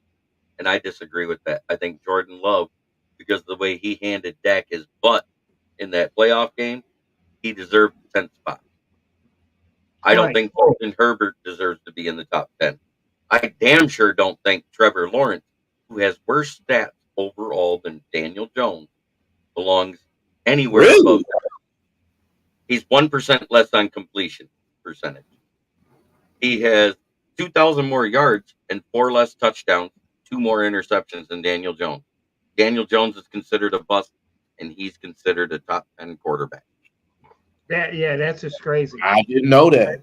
Yep. Wow. And the QBR for Daniel Jones is 10 points higher than Trevor Lawrence. And both of them had bad coaches their rookie year. Yep. Urban Meyer was a bad coach. Joe Judge definitely was a bad coach. Yeah. Joe Judge was so bad that when he went with Matt Patricia to coach Mac Jones stopped being a guy that could take the Patriots to the playoffs. You love Matt Patricia when I say that, don't you? I do. Or Fatty Patty. I know why. I know why Snacks held out in 2019. Matt Patricia refused to loan him his platinum Golden Corral card. Damn.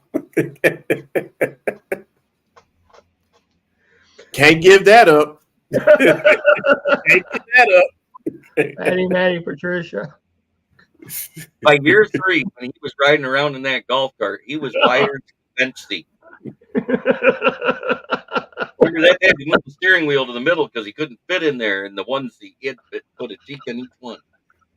Oh man. Oh gosh. You know when he I heard when the Lions did come up with a Fatty Matty Patty, they couldn't sell it because Fatty Matty kept eating all the patties. They couldn't sell it because it had so much fat in it that the meat wouldn't stick together. So they changed it to the Fatty Matty loose meat sandwich.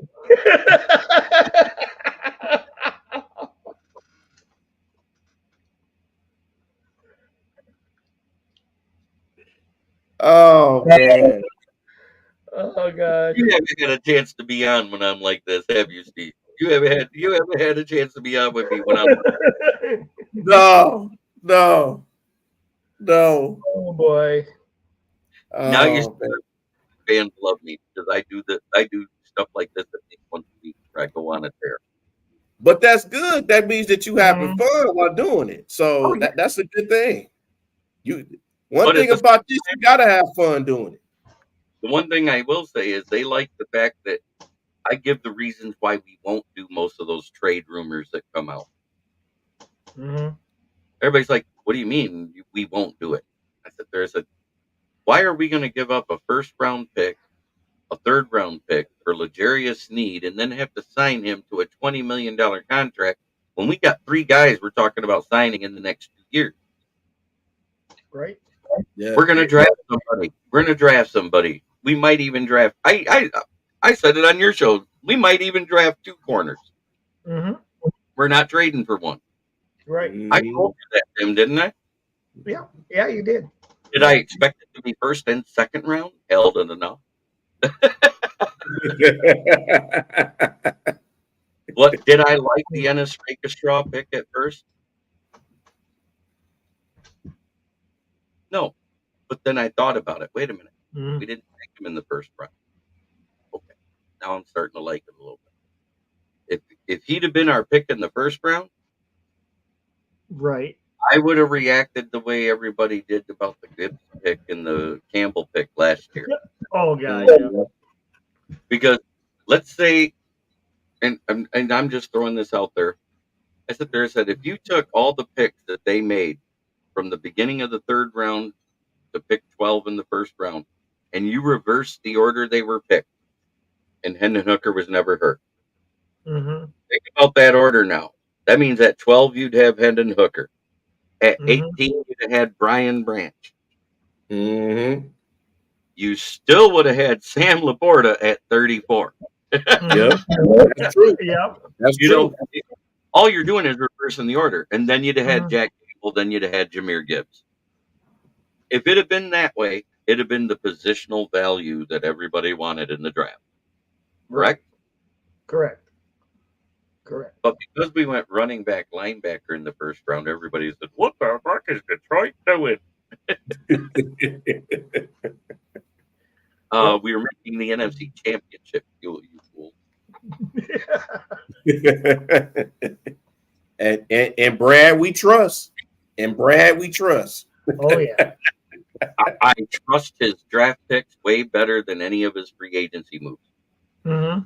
We have seen Absolutely. every year one of his free agency moves is a flop. That's we make 3 or 4 of them, and one of them flops every year. Mm-hmm. That's true. And Emmanuel Mosley wasn't his fault. Yeah. Yeah. Cam Sutton, on the other hand, that was a combination effort. That was Brad Holmes, AG, and the fact he was a zone corner trying to play man. Right. And trying to play through a turf way is not easy too, but yeah. Right. And that didn't start till week 7, though. Yeah. Mm-hmm. And he still decided to play with that too. So and that was up to him. And yes, the Lions are going to be under investigation because of what Amon-Ra told everybody on Netflix on receiver about him tearing that oblique from the bone last year in week 4. But at the same time, if he never told Campbell, right, he never seen doctors about it, it's on Amon-Ra, and there's nothing they can do to the Lions. Exactly. But if it's wrote down in any of those reports that he complained about an oblique strain and it wasn't checked out, the Lions are going to get a fine, possibly lose a late round pick, and that's about it. Yeah. It isn't the end of the world. Somebody goes, "Yeah, that's cheating." I said, "How is it cheating if the guy's playing hurt and still performing?" Right. Exactly. Yeah. It's unbelievable. It's not like you took a PED and went out there and outperformed. The guy played with half a core. Obliques are a muscle injury. Mm-hmm. Yeah. And still played at a high level. Yeah. Yeah. I mean, he still had, let's see, if that happened in week 4, that means that there were 13 games left. With 13 games left, he still had 7 over 100-yard receiving games. Wow. That's incredible. That's incredible. That tells you how tough that SOB is. Yeah, it sure does. And hearing that too, he deserved the money that he's got. Oh yeah. Even going through that. Mm-hmm. Even that coming out after the contract, that just proved his worth. Yep. And that just shows how his attitude had changed from when he didn't want to be a Lion to now where he has embraced this Lion. I mean, he didn't play, like he didn't want to be a Lion. I'm just saying, when they drafted him, He had said himself he didn't want to be like, way back. Think about that. He wanted to be a Packer, but now he wants to beat the Packers' ass. Right. Yeah. Well, yeah, because he wanted to be a Packer because his brother was a Packer. Right. So, and I get that. I get that. That's nepotism at its finest. Yeah. And I get it. But at the same time, if you watch his podcast, he loves talking shit to EQ. Oh, yeah. Yes, he does. And his brother loves talking about Detroit. And I'm like, hey, man, you don't even see the field that much to even talk. So, now you with the Saints, and you probably ain't going to get that much time with the Saints, too. So, I'm just saying. The only game that he could really talk about was the game they won in Chicago because EQ had a touchdown. Remember? Mm-hmm. Yep. That's the game he deserved to speak, and they won. 100%. Mm-hmm. But I remember when they were talking about the first one, he goes, y'all shouldn't have won that game. He goes, what are you talking about? You weren't even on the field. Right. Exactly. I didn't. Yep.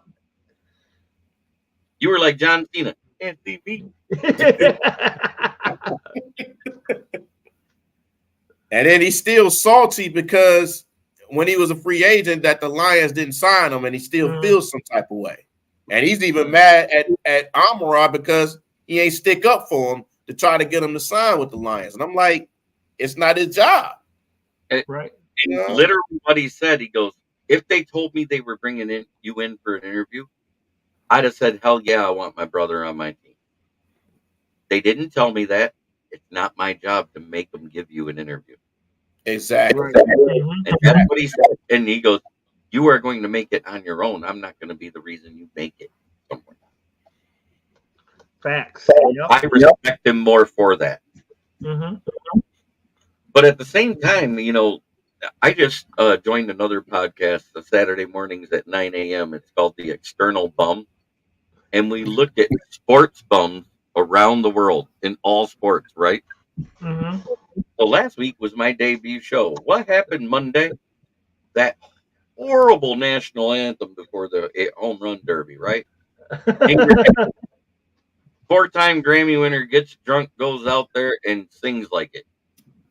She looked like it was like the national anthem done at a bad karaoke night. Yes, it was. The next night, the American League walked out, and that jersey was an affront to my eyes. It was the ugliest thing I ever seen in my life. Oh my God!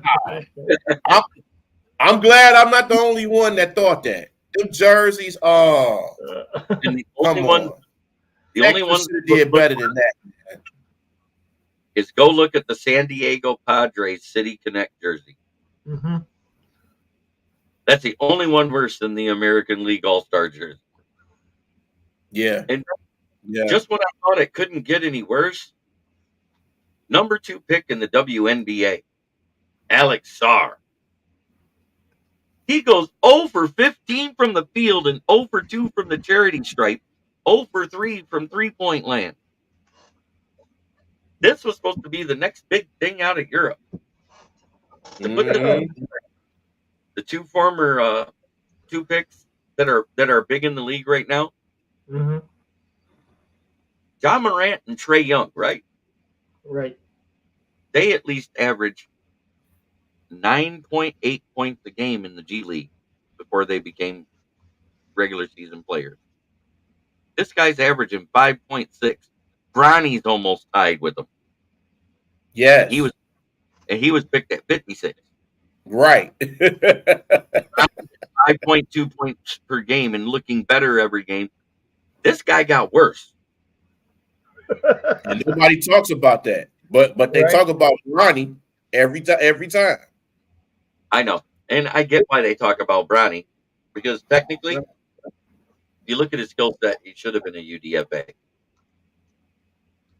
Yeah. And that's no knock to Bronny. That's being realistic about what he was while he was at USC. Right. Mm-hmm. Right. And let's not forget, I'm glad he wasn't a first-round pick, because that poor kid might have had another heart attack. You ain't lying. All that pressure. He went out on the floor for the preseason practice the year before with USC and had a heart attack. Yeah, he did. Right. People He did. people didn't even realize this. You know what I mean? And Mhm. I'm not knocking Bronny. The guy I'm knocking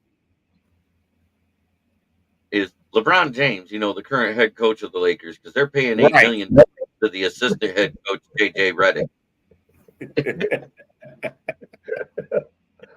Oh, how true. How true. So that just goes to show you I do follow all sports. Oh yeah, I do too. I do too. Yeah. I follow everything. I follow everything as well. I didn't like our first round pick Mhm. for the Pistons. I liked our second round pick better. Yep. Yeah. I mean, we were the worst 3-point shooter in the league, and you take a guy that only hits 24%, which is less than the team average last year. Exactly. Yeah. When you had the center from UConn that can shoot from half court and defend at the rim at the same time, and shipped off beef stew. Yeah. Or you could even get somebody like Zach Edey. That's another possibility. I wanted the kid out of UConn. I did too. That's who I wanted. It was him or that Dalton Connect for shooting guard. Yes. Those are the two I wanted. And then Dalton Connect goes to the Lakers. At the end ain't of the that so? Like, what the heck's going on here? Sometimes wonder. But I will say Dalton Connect did a nice feed to give an alley-oop to Bronny the other night. That was pretty to see. And it was pretty. It wasn't like one of those little fakey alley-oops, too. Bronny got up there. Mm-hmm. Right. It wasn't a posterized, but it was old school, like when a team beat somebody. I liked it. 2:30 in the morning. Yeah, I know. Remember when we used to see that as kids, Steve and Tim? Mhm. Did you freeze up on us, Tim? Oh, I'm here. Or Steve? I think Steve might have. Steve might have. Oh, yeah, you froze for a second. Yeah, this Wi-Fi, this darn it. Yeah. Here too. But did you? What was I talking? This time in the morning. Oh, you remember those ads that used to come on just before the 11 o'clock news when we were kids? It's 10:30 at night. Do you know where your children are? Yep. Yeah. Those need to come back. Yeah, they do. Yep. It's in this day and age. Yes, they do. Because these kids are wilding. Oh man, they're getting worse, man. They getting worse. They don't care about themselves no more. No. But at the same time, our generation was the last ones to be punished. But yet, these kids are our products. So we're kind of to blame for it because we got softer than our parents were, and then our kids got softer than we were. I don't pull the punch. And you know what? I tear Band-Aids off, let it bleed. Yeah. And what's weird too is even the workplace got softer on the kids too. It's like thank God we did away with the right to work thing here in Michigan. Oh yeah, I agree totally. The right to work. I understand it, but it literally denutted the unions. Mm-hmm. Yeah, I did. And now unions are able to, push their weight around a little bit with employers, and that's a good thing. Yeah. So, how it is. What is your camp battles you're excited to see for the Lions? Oh, camp battles? Oh, camp. Well, I want to see Williams and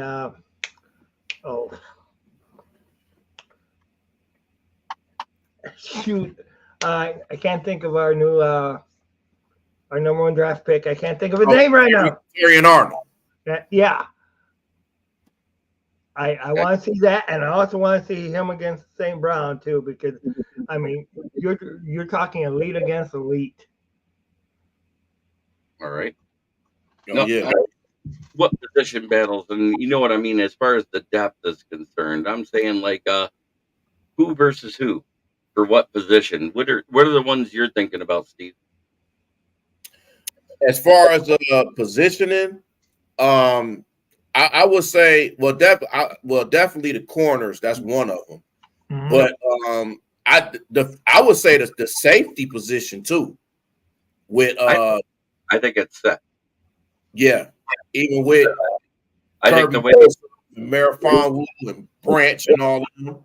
well, according to what they said after OTAs, and Branch hasn't even taken a snap, and they already said he's going to be our starting strong safety. Kirby Okay, Joseph, Kirby Joseph is moving back to where he played his rookie year at free safety. Okay. I okay. think So they go. So he's Marathon Wu is going to going to be be like a lifer big. guy. Oh wow, You know, wow. come in those nickel and dime packages for blitzing and stuff like that, Okay, okay. because that's where he really did his best work. Mm-hmm. If you think about it, during those 6 games when they moved him into the box and let him blitz, and Kirby started playing center field again like he did this rookie year, and all of a Mm. sudden we were a different defense.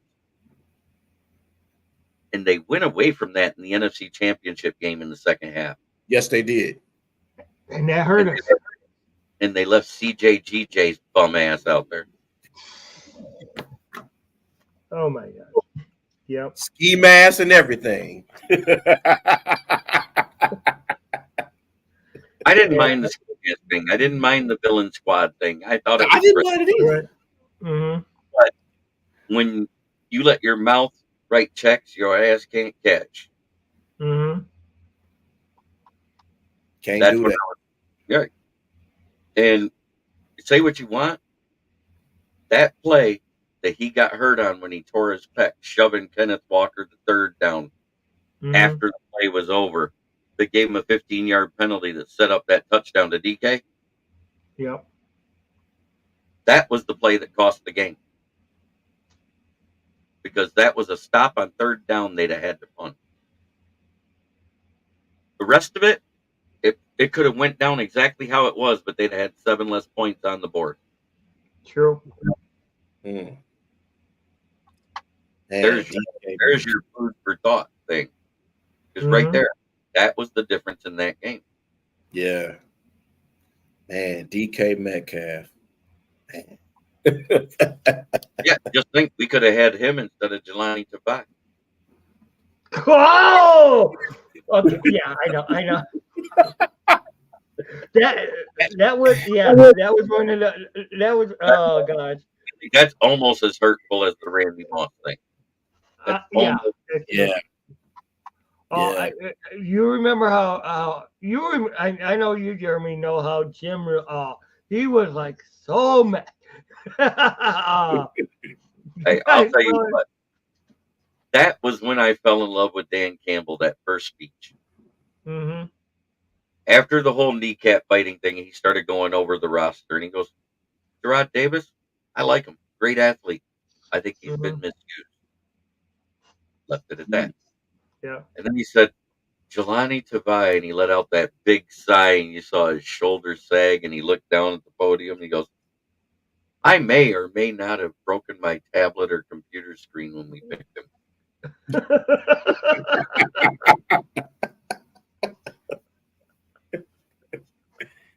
Oh, Oh gosh. This is my coach. Yeah. And all I remember about that draft, because I was sitting there on the phone with my nephew, because he Mm-hmm. was at, he goes, who'd we take? I said, I don't know. He was so low on the list, they had to go find his film. They cut the commercial break. Just a little commercial break. It was like a 7-minute commercial break. You remember that, Steve? I do. I do. That's why I laugh. And they Oh,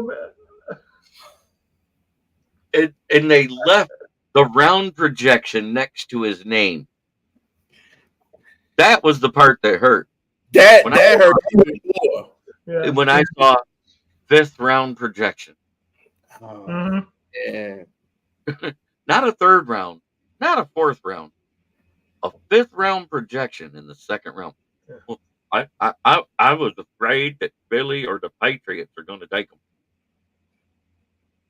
in the 5th round, baby. We actually, me and Jim actually on our podcast talked to his coach, to Vice coach, and he said, you know, I mean the best thing that he could say about him was that we're going to learn that Tonga dance. That it's like really. I mean this. The best thing you could He say was. about him is that he looked good on the bench when the offense was on the field. Yeah. Can't argue with you on that one. Yeah, and he was supposed to be the generational talent. It was what that Bob Quinn said, and all this. You only find them once in a lifetime. Yeah, that was one of those scratch your head moments. Like, what the hell did you just do to Lions? That and I wasn't even that upset with the Jeff Okuda pick because he was projected as the 3rd best player. Right, right. It went like we thought: Joe Burrow, Chase Young, Yeah, Jeff Okuda. right. It's exactly what was expected. Mm-hmm. Can you say Derek Brown's having a better career than him right now? Yeah, Mm-hmm. but has he had better team results? Nope. Not really. So it's a wash. True. I don't think Jeff Okuda would have been a bust if they could. The Quinn Trasher regime, and that's all the assistant coaches and everything. Those motherfuckers couldn't develop the old 1970s Polaroid film you had to dip in the lacquer, let alone a player. Man. Oh, And the last year he was with the Lions, and when he was healthy, he didn't play that bad. I mean, he played pretty well Yeah, when he with was Dan yeah. Campbell. Yeah, he had a few good games, and that was right after they got rid of Jamie Collins' bum ass, and we ate that contract. I was so glad they got rid of him. And I Trey was praying. Now, I will Oh, admit, I was hyped about signing Trey Flowers because he was the best defensive end that free agency. Mm-hmm. But the game that ruined him, because his mental attitude totally changed, was that Green Bay Monday night game when the Phantom hands to the face penalty Yep. back to back. yeah. That is what ruined Trey Flowers. Because up till Mm-hmm. that point, he looked like he was worth every penny. Yep. Right. We were defeated, remember? We tied with Mm-hmm. Arizona. We beat the next 2 teams. Then we should have beat Kansas City. It was that phantom late hit of Tracy Walker on Pat Mahomes on that 4th down. He threw an incomplete. Right. Man, Here's I an mean, interesting stat for you. I miss Tracy Walker. I'm not even gonna lie. I miss Tracy Walker. I miss his tackling. I don't miss his coverage. Yeah. right. Yeah. I'm as honest as I can. That guy had so many footballs hit him in those 5 games in the hands that he couldn't catch. The only one he made an interception on was the tip drill. Right. Mhm. Right. And I think it's because it accidentally stuck to his arm. It's not because it hit him in the hands. But anyway, Right. I just, God love him. I loved his attitude. I loved his tenacity. That's what I loved about him. Yeah. But Great if person. you're only half of what you're supposed to be at a safety, I don't need to. Right. Right. Right. If I he mean, did better in coverage last year in his 6 games, he had 2 picks. True. Derek Barnes did better in coverage than Tracy Walker, and that's not saying much. that's true. That's true. He intercepted Nick Mullins in that last game of the season, remember? Mm-hmm. Yep. Mm-hmm. And that was a pretty pick. It wasn't one of those fluke ones. It was a nice, pretty coverage, grab it. tuck it in and run a little bit. That's one of those pretty picks. You don't normally see that out of linebackers, not like that. No, you don't. Yeah. But at the same time, we've played him out of position ever since he's been here. He was never a middle linebacker for Perdone. Mm-hmm. Yeah, that's right. I call him Perdone. See, and that's another position I want to see during training camp, linebacker position. I want to see that. I want to see them start using Rodrigo and Barnes in the Sam position and rope Houston in with them because he's really not big enough for defensive end. Right. Yeah. And right now, I would use Barnes or Rodrigo in the coverage thing because don't forget, Rodrigo started out as a safety in college and moved to linebacker because he got so thick he wasn't as fast anymore. He's still quick, don't get me wrong, but he's not fast like he was his freshman and sophomore year. Right. Sure. Right. Did you read the report about what he did in high school before he even went to Oklahoma State? No. He played on an Iron Man football team. He was the quarterback, the safety, kick and punt returner, and then the kicker got hurt and he had to finish the season as the kicker too. Wow. Oh. And they won their state championship in that Iron Man division. I'll be damned. In 12 games, he threw for 3,462 yards. That's more than any Chicago Bear quarterback in history.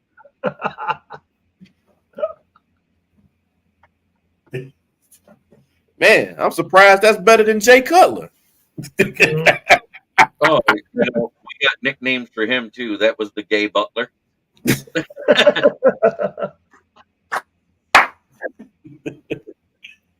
Oh man, just to see him sulk on the sidelines was just priceless. But he threw for 20 touchdowns. He returned 6 touchdowns, and he had 3 pick sixes that senior year. Man, he was the man in that school. Oh yeah, no question, no question. And he was an all-state high school wrestler. Mm-hmm. Wow. And that explains how he hip tossed Jason Kelsey like a rag doll. True. It makes sense. God, that was hilarious. When I saw that, I was like, this guy's a lion for life. He just threw a 300-pound man like a wet sack of taters. Like it was nothing. And made him go viral. Because that was way before Travis dated that warp 2x4 called Taylor Swift. You know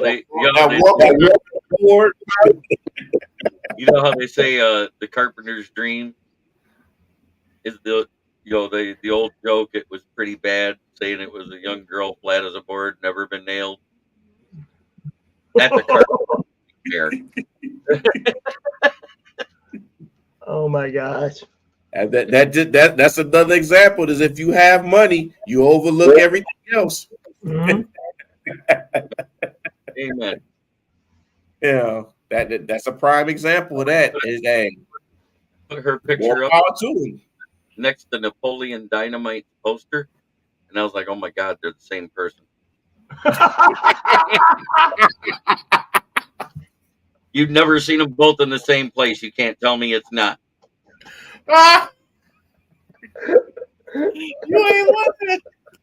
You ain't lying. Oh my gosh. That make me want to bring out my Napoleon Dynamite shirt.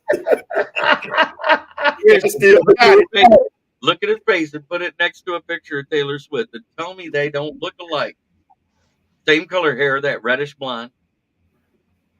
Same cheekbones, same chin, same smile. Maybe he's her double. Could be. You never know. Maybe she's his stunt double. That too. That too. Oh So God. the best part about being at the draft was watching Caleb talk to the Chicago media because I had nothing to say to him. I didn't want to know anything. So I just sat back and listened. Mm-hmm. And as he's getting up to leave, he stands up. And one of the reporters says, "Hey, Caleb, can you give us a bear down?" He looks at him, and his pink fingernails wrap around that microphone. He leans in real close, and he goes, "Go Bears!"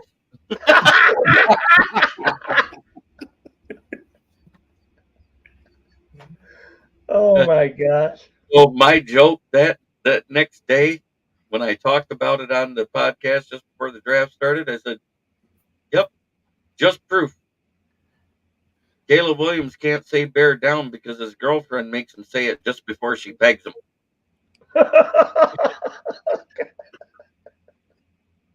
Hey, but he said bear down on his way going back to the hotel room though. That's right. I need to bear down, mommy. Okay. Oh, OMG. Yeah, I'm bad. I know. But that's when I I had, came. I had a That is- chance to run into him too. I think the first day of the draft, what was the first or the day before? I had a chance to run into him. He's like, "Oh well, I think everybody, because I think he was with his family or whatever." And I don't know if it was his agent or somebody came up to him. He's like, "Hey, he could take pictures, but he ain't doing no autographs." Okay, I didn't want an autograph, but okay, I'll take a picture. And as you're taking a picture, you can see his fingernails, and I'm like, oh God. I wonder when he throws the pass if he's gonna go. Then he go like this to the camera. Oh God. But you know what? He might, but he might paint his fingernails special on that Thanksgiving game. He might.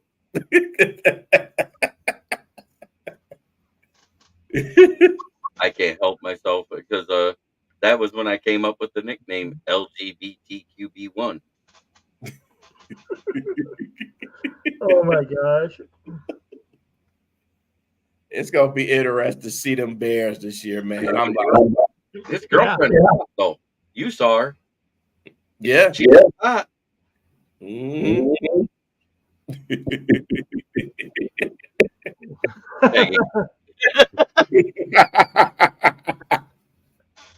Oh my gosh.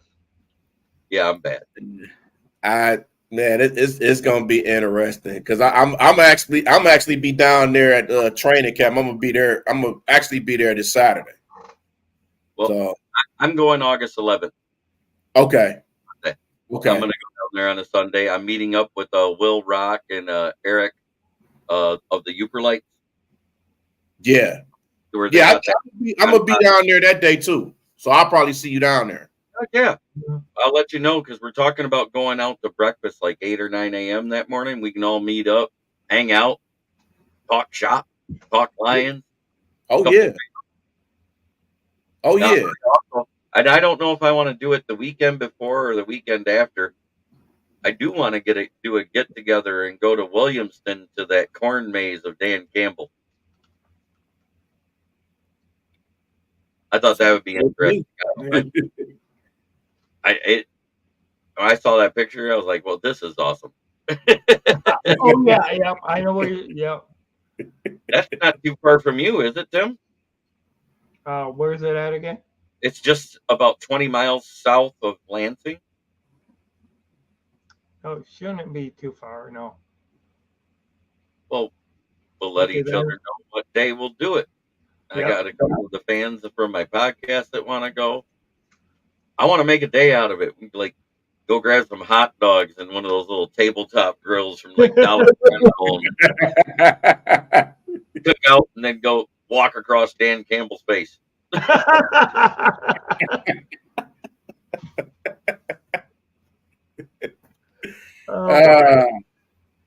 Maybe get a drone and have him do one of those overhead pictures while we're standing in the middle.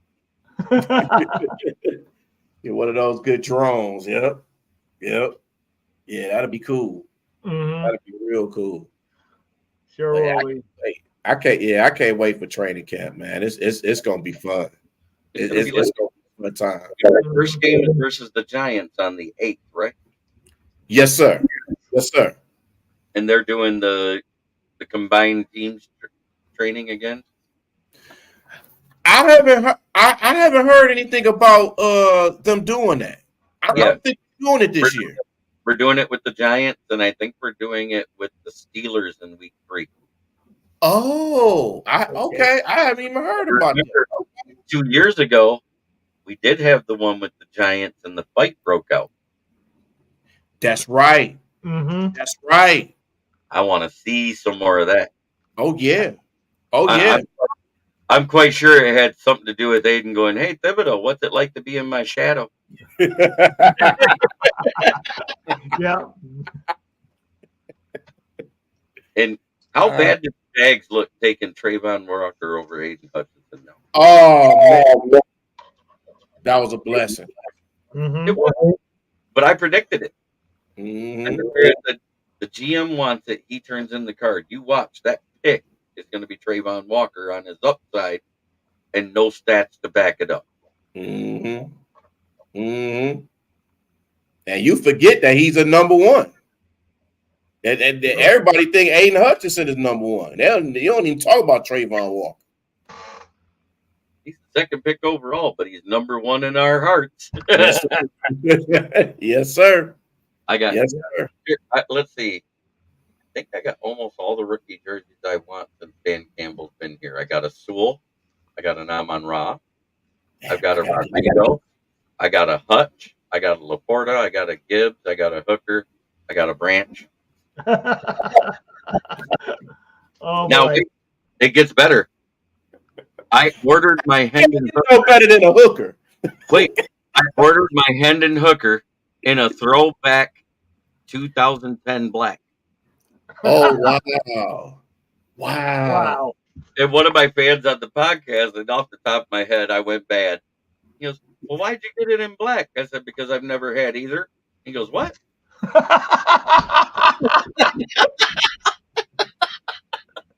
Oh man, you I gotta use that one. I gotta use that one. Good. That was good. I gotta use that one. Gotta put it on the shirt. The reaction of everybody in the chat was just like what you just did, because we all have that sense of humor. You know what I mean? Yeah, exactly. And Bandit from his show, right? Yep. He was on the podcast when I said it because I was wearing it. He goes, "I gotta fix that for you." I got one now.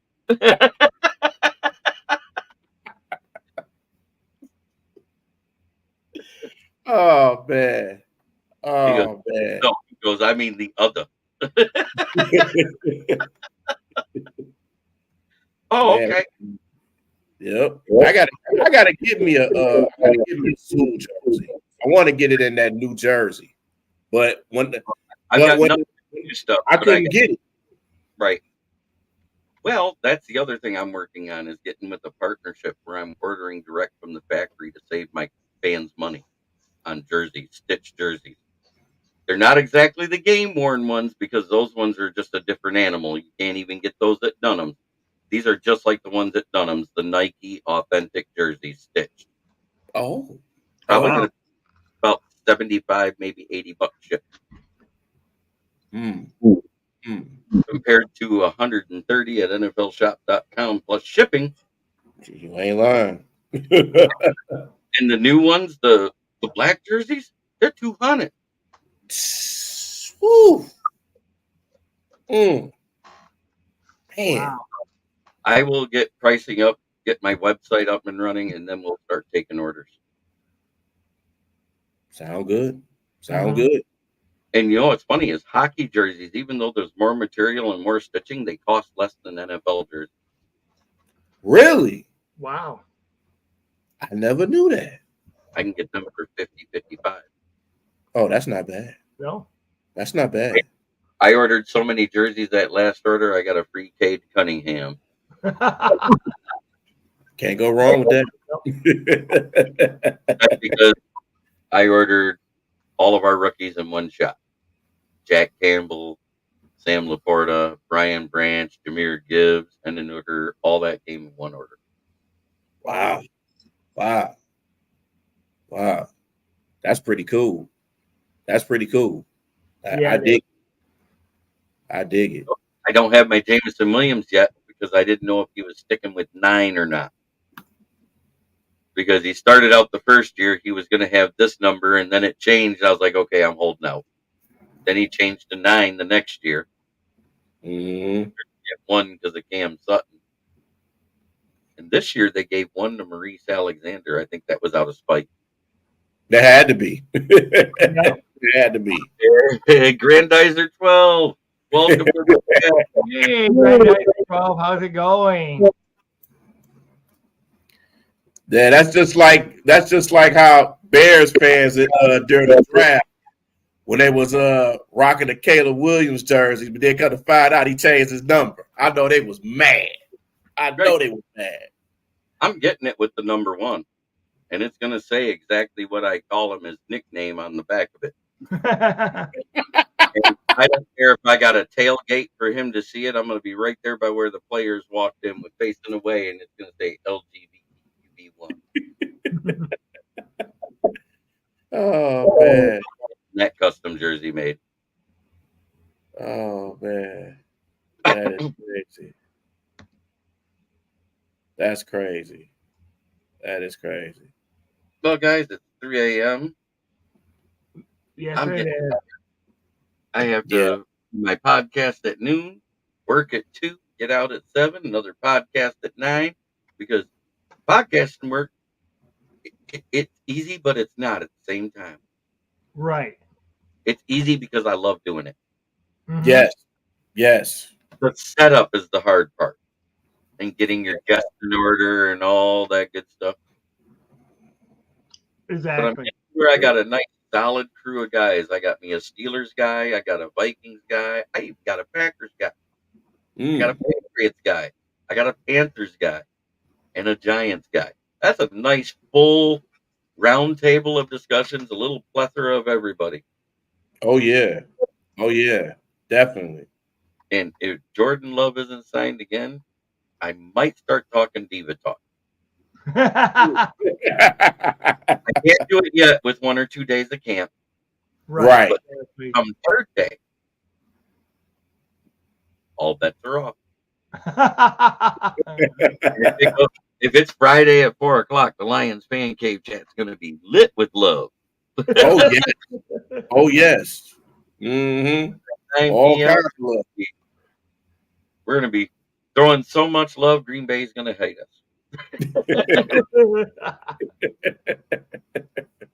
But I think that's weird that Jordan Love was that high for the inaccurate passes. True. In the beginning, he had 2 average games, and he had those 7 games that were just meh. And then he had 7 great games. Mm-hmm.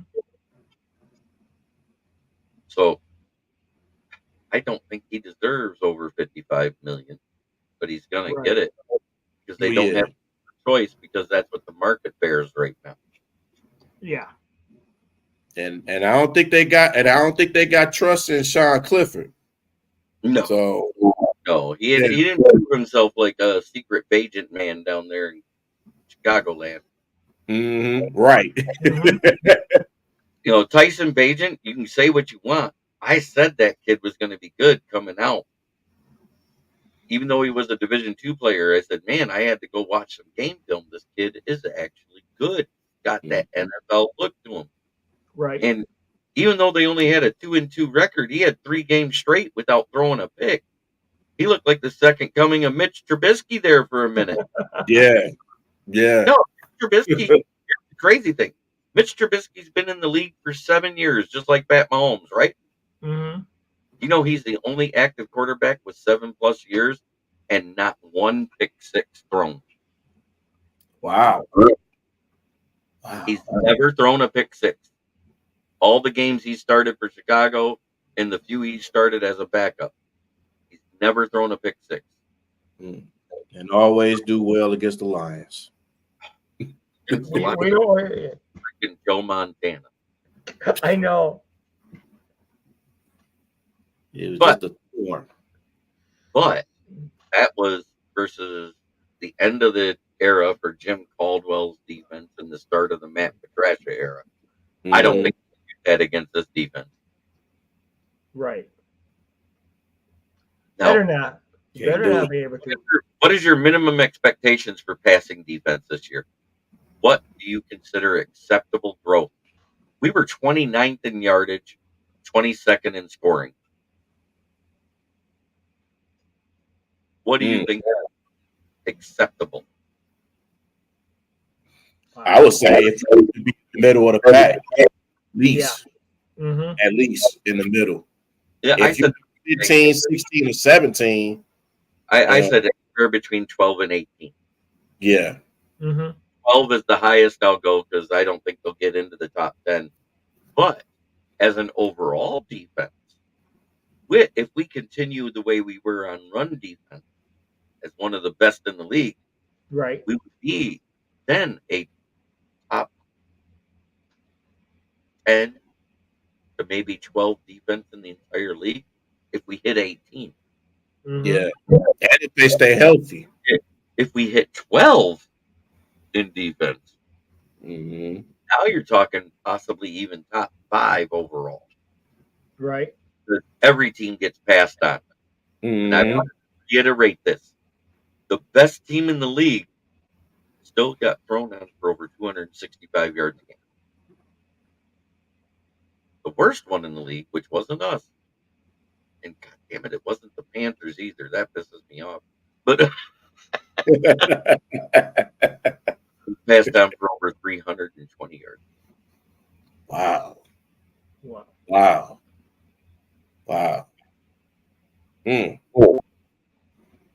It's a passing league out here. It is.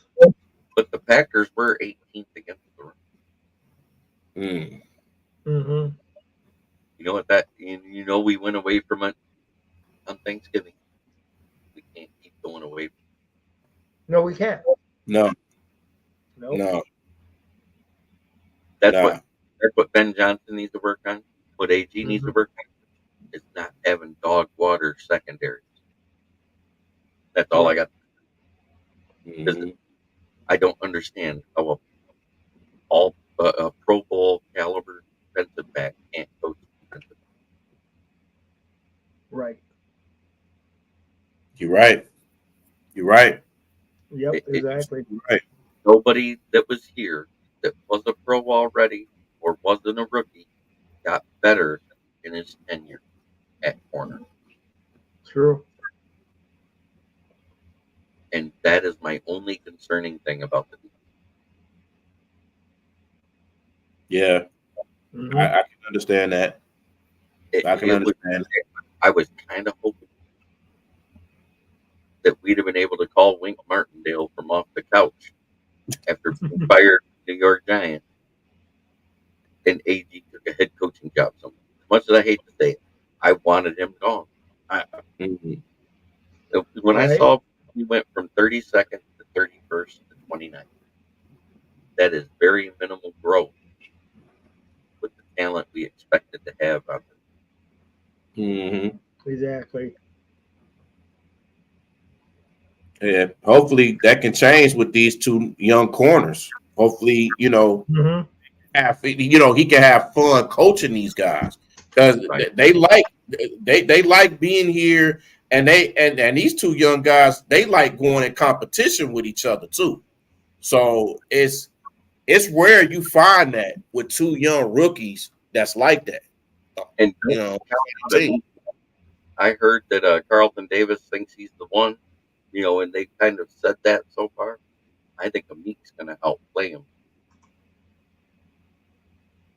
I don't know if I want to trust Carlton Davis as the one. Right. He's been injured. And one of those guys where maybe it'll work. Hopefully. But I know Yeah. whoever loses that battle is automatically the nickel. Then if Branch is the starting safety, Yep. because they Yep. already said Terry on Arnold is our. Oh, no question. No question. No question.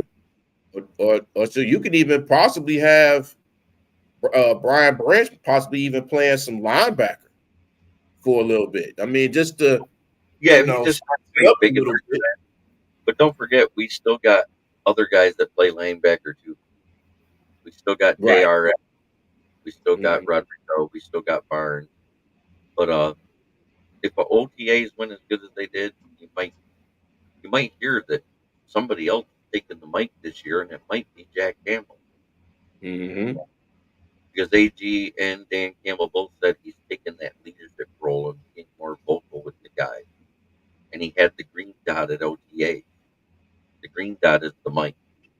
Mhm. That's kind of big. Absolutely.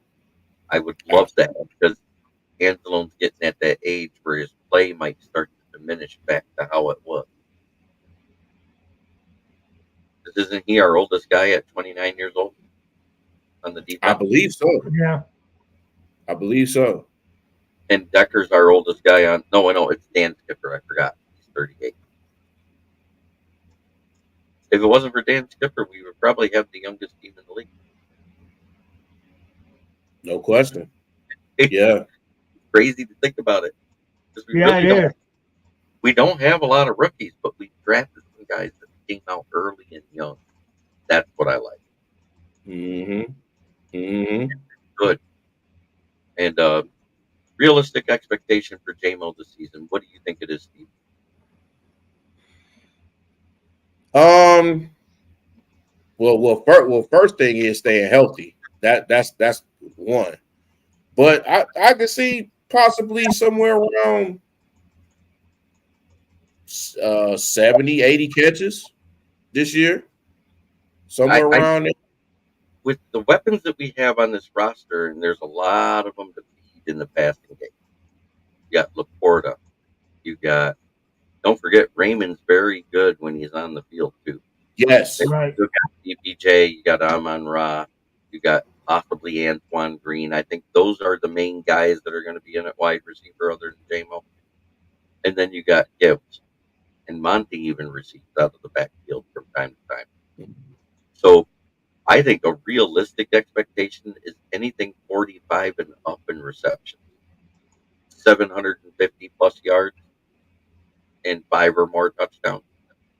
Mm-hmm. Those are a realistic baseline because this is going to be his first full season too, and everybody has Absolutely. that. Even though it's his third year, it's his first real full season. He hasn't had one yet. One due to the suspension, and the other one due to the injury. So I take it as that's where I'm at. Anything Mhm. more, and I'm happy with the performance from Jamo. Anything less than any of those numbers, even if it's just a touchdown. Now, I'll take that back. If he has 1,200 yards and 4 touchdowns, I'll forgive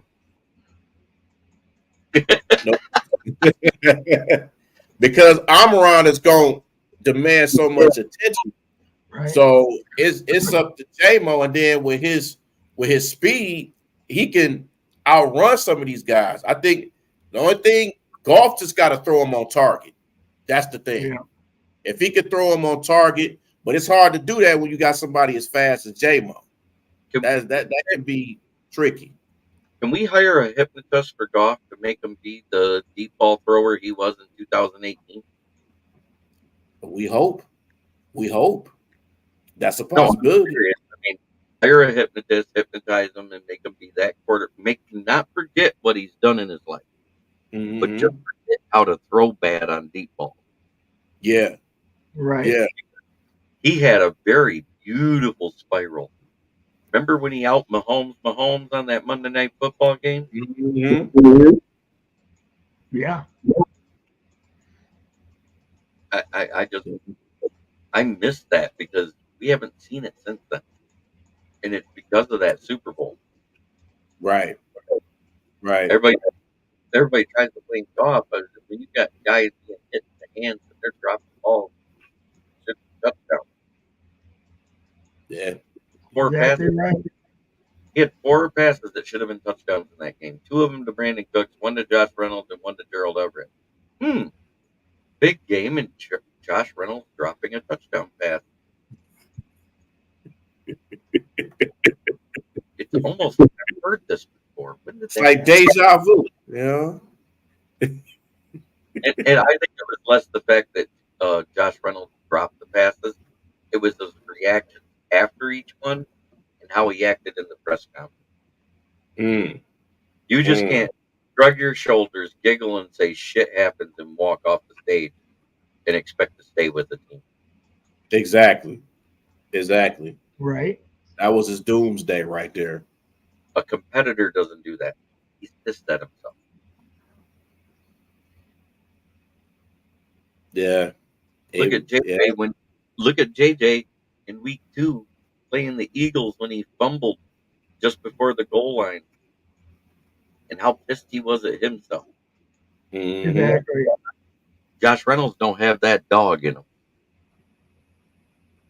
And you have to have that when you on the Lions, because that Dan Campbell wants his type of guys, and you It's can't be that on this team. it's everywhere in that building. Right. Mm-hmm. That's Can't what they're do it. I think he's going to be missed because of how he played and the the first half of the season. Yeah. catches. But Right. I think with guys like DPJ that will take that position and they'll honor it. And Khalif Raymond too.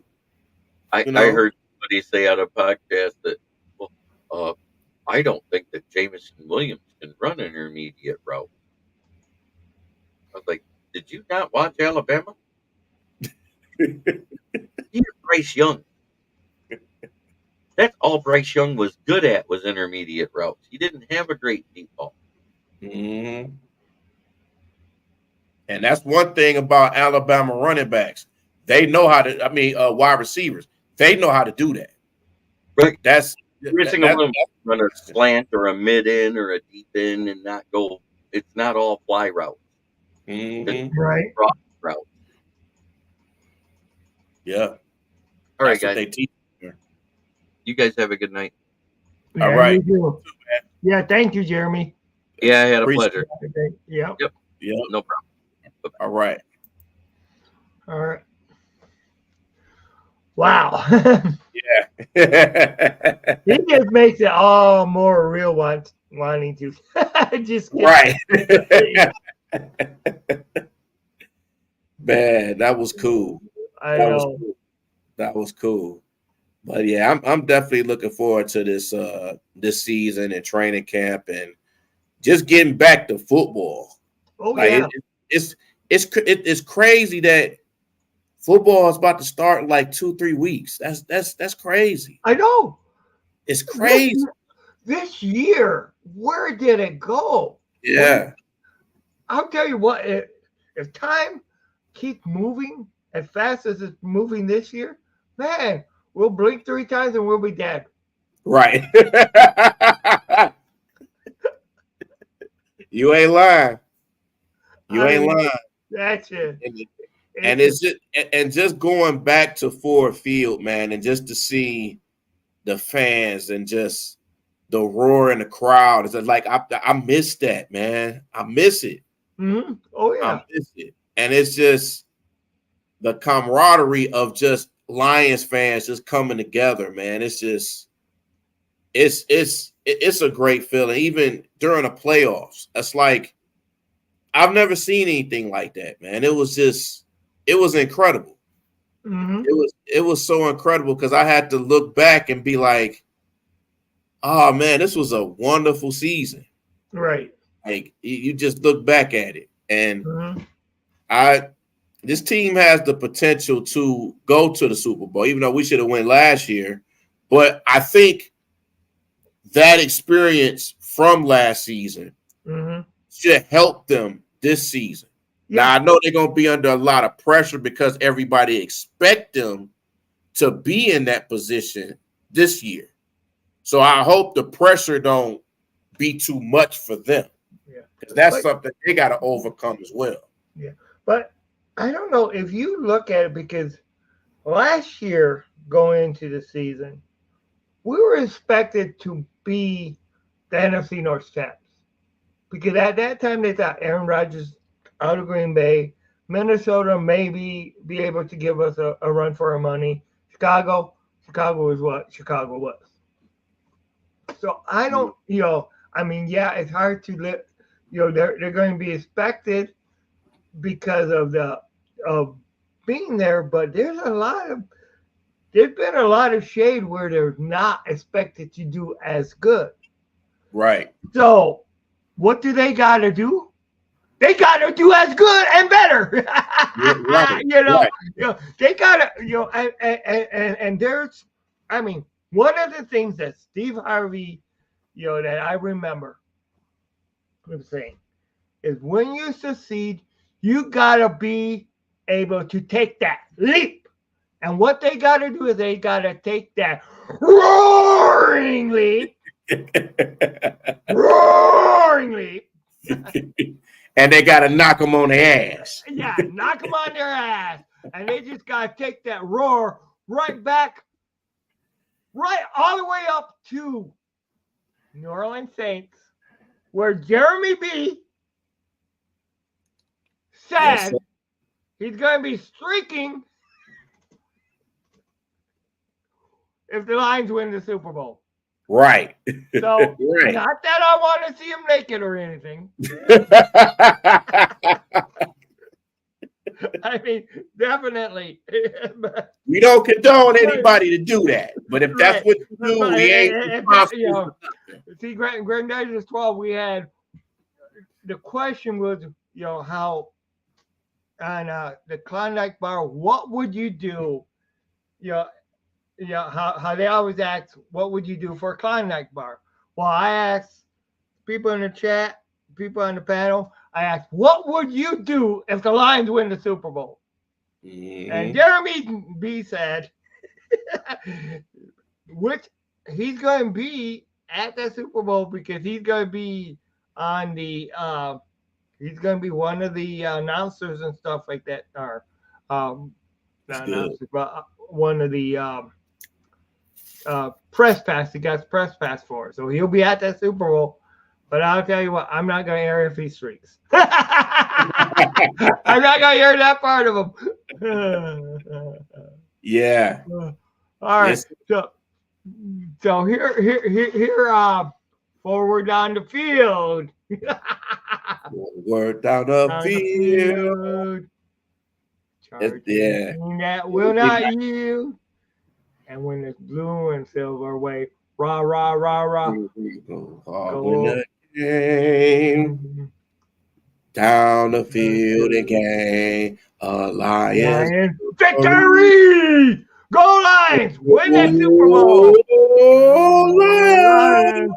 Roar! Next time I see Rory, I'm just gonna look at him and just be like, "Roar!" I wonder what you're gonna do. I wonder what you're gonna do. What he would do, or if he's I don't know who's ever in there. He went ahead and said roar and went ahead and knocked him in his ass. Right. Don't hurt him. He's our mascot. I don't. Exactly. That's crazy. That is crazy. That's cool. But I can't wait, man. It's just. Oh, I can't wait. It's like, man, I can't wait to see them in them New Jerseys. Right. I can't wait to see them in their New Jerseys, especially at home during that first game against the Rams. Yep. That man, that is gonna be crazy. I have. Okay, I'm going to turn back on my cam. I have all the respect for Matthew Stafford in the world. But come Monday at Ford Field, we just got to knock him on his ass so many times that we just go ahead and take him to the bank. Exactly. I mean, let him know, hey, you wanted to trade too. I mean, you did request a trade. You know, you got your Super Bowl with your team. All right, but you Mhm. ain't no lying anymore, dude. Right. This ain't your Exactly. home. This is no homecoming. Right. And If I you don't want to were see no tribute videos either no, I don't want to see that. Now, there's if he one tribute. retired, you could do that. But not when he's still with the Rams Right, do a tribute right, video. I'm like, I don't want to see that. yeah. I mean, you know what I would like to see when he retires? Okay, I would like to see him kind of do what uh once he's sure that he's done. I have the Lions sign him, you know, for one game, you know, and just have him there, and his last game be with the team that he started with, as a respect to him. You know, I mean, you Hmm. went you know you, and I'm not saying bench Jared Goff or anything like that. I'm not saying that, you know, but I'm saying that that's a respect that I would have for him, you know, and if he wanted to do that too, you know, because Absolutely. you know, I mean, for what he did and what he did with this team and stuff like that, and this is in no way slapping the face of Jared Goff, because how he's the one that won, he's the one that led us to those two two playoff wins. Okay, Mhm. he's that one that led us to those two playoff wins. So you know, I mean, but I still gotta respect what Matthew Stafford did with us. Absolutely. You know, Absolutely. You gotta respect what Matthew Stafford has done, just not for just the Lions, but just for the the city of Detroit, community, the community, yeah, yeah, the community service, and with mhm, him and his wife. right, They've yeah, done a lot right, for the city. And but you gotta respect that. yeah, but no trivia videos while he's not at Ford Field. Don't I mean because to me that's kind of like rubbing Jared Goff's face.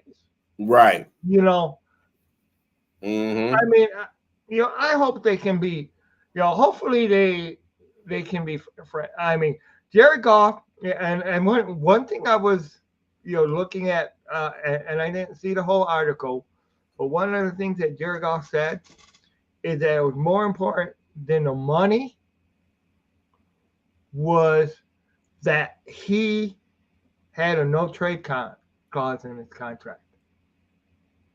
He Hmm. doesn't want to be traded. Jared No. Goff wants to be here. This team gave him life. This city gave him life. He gave this team life. He went ahead and he, uh, he Hmm. went ahead and brought us two two Revitalized this playoff team. wins. Yeah. Absolutely. He Hey, revitalized this organization. how's it Oh yeah, going? he up late for sure. Yeah, yeah, we are up late. Yeah. Oh wow. Late like crazy. What's up? What's up, Kurt? Hey, Kurt. That's my man right there. Yeah, No, that used to kill me. That the Detroit Ram fans, I used to be like, oh man, no. I mean, I voted for him to come into the Super Bowl, to get a Super Bowl because out of respect for what he did for Detroit and stuff like that. But no, I was not no Detroit Rams fan jersey and stuff like that. The heck no. your son woke you up too. Hey, Oh it happens. It happens. yeah, I You know just how hope. it is when people wake you up. Trust me, I know. I don't know how it is to get woke up by kids because I don't have any kids, but I know how it is to get woke up. So it's not pretty, especially when you in a good sleep and a good deep sleep, and then you get woke up. Oh, Right, yeah, that's the worst. Especially if it's by your kids. That's exactly. even more worse. Exactly. That's true. Because you could even if you snoring, you'd be like, oh. Next thing you know, oh. But Yeah. man, it happens. It happens. Oh Yeah, wow. I know he Wow. does. Yeah. Okay. Hmm. I understand. I understand that completely. Yeah. Yeah. Totally understand that. Yeah. They got a different sleep pattern for sure. Hmm. So definitely I totally understand that for sure.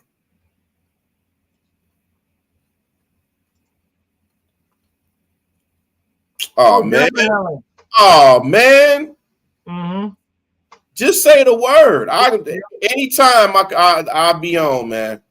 Hmm.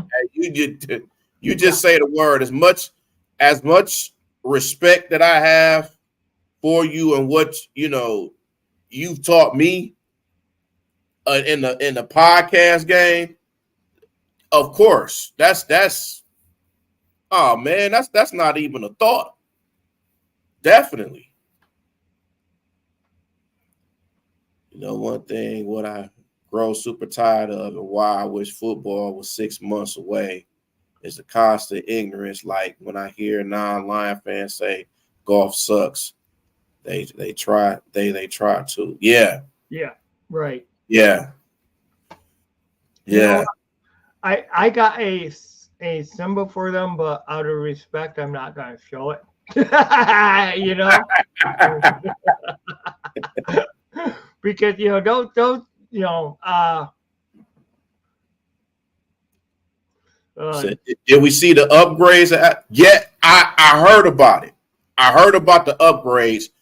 Um, hey, I'm gonna check it. I'm gonna check it out on Saturday though. I'm gonna check it out Saturday. But I have heard about it. I've seen a little bit of it. It's cool. It's cool. It's cool.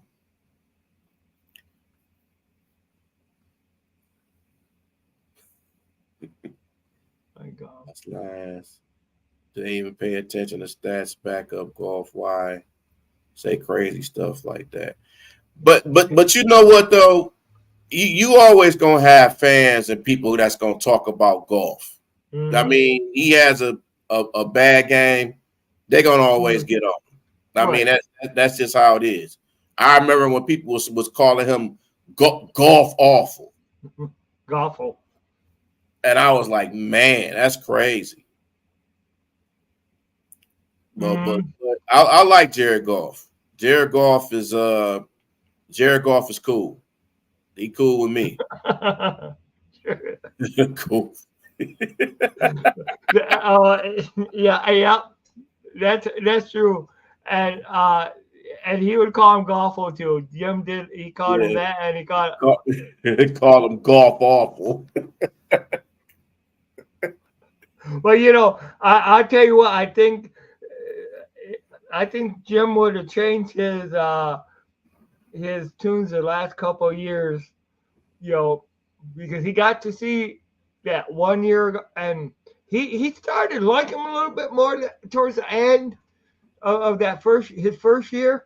Mm-hmm. Mm-hmm. Yep. Yeah. Yep.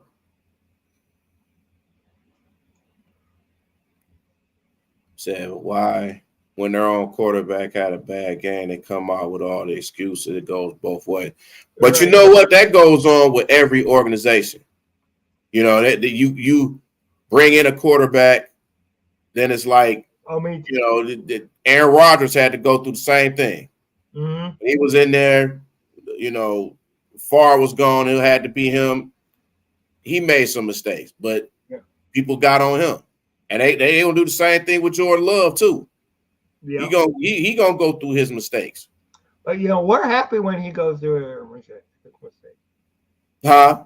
We're happy when Jordan Love goes through his mistakes. Oh, we gonna knock him on his ass. Yeah. Yeah. Yeah. Yeah. Yeah. Yeah. Yeah. Oh, we Yeah. gonna knock him. Yeah. We gonna show Jordan Love no love. We're gonna make him look. We're gonna make him see the turf up close and personnel. Right. Because when they just go ahead and they number 97 goes in and says, "Hey, Mr. Love, feel my love." Whack! Sorry, Gandhi. There is no nonviolence in football. Okay. Right. Right. Right. And it's and I know he's going through contract situations. I think eventually Packers gonna pay him. I don't think he's worth 60-something million or anything like that. I don't think he's up there yet. I think he's gonna be a good quarterback. Right. I just don't think he's $60 million good. Yeah, but eventually he can be that maybe in the next couple years. Pay him. I don't care. They let them pay him the biggest contract they can, so that they can't afford anybody else. Right. Exactly. Exactly. That's what I care about. Because if they give them that money, then they're not going to be able to pay guys like Zaire Alexander. They're not going to want to pay all these receivers. They might, because I know eventually Christian Watson is going to want a new contract, and they're not going to be able to pay him if they give Love all this money. Rashawn Gray, Romeo Dobbs, Quay Walker, all these guys, they probably not going to be able to pay them. Yeah. So if they do it, they do it. Yep. And Kurt, I do agree with you because Sheila Hemp did turn that around. She turned it around big time. I mean, absolutely, because you could tell when she fired the horrible twins. She said she was embarrassed as far as the Lions' record over the years. So I think that she really cares about winning. Absolutely. More than dollar signs. I mean, don't get me wrong. She cares about the dollar signs because we can just see these tickets. I mean, you're being season ticket holders. Yeah. But I mean, she cares about winning. And I'll tell you what, this city, these fans, what happened in Detroit as far as the draft shows how much ready the city is.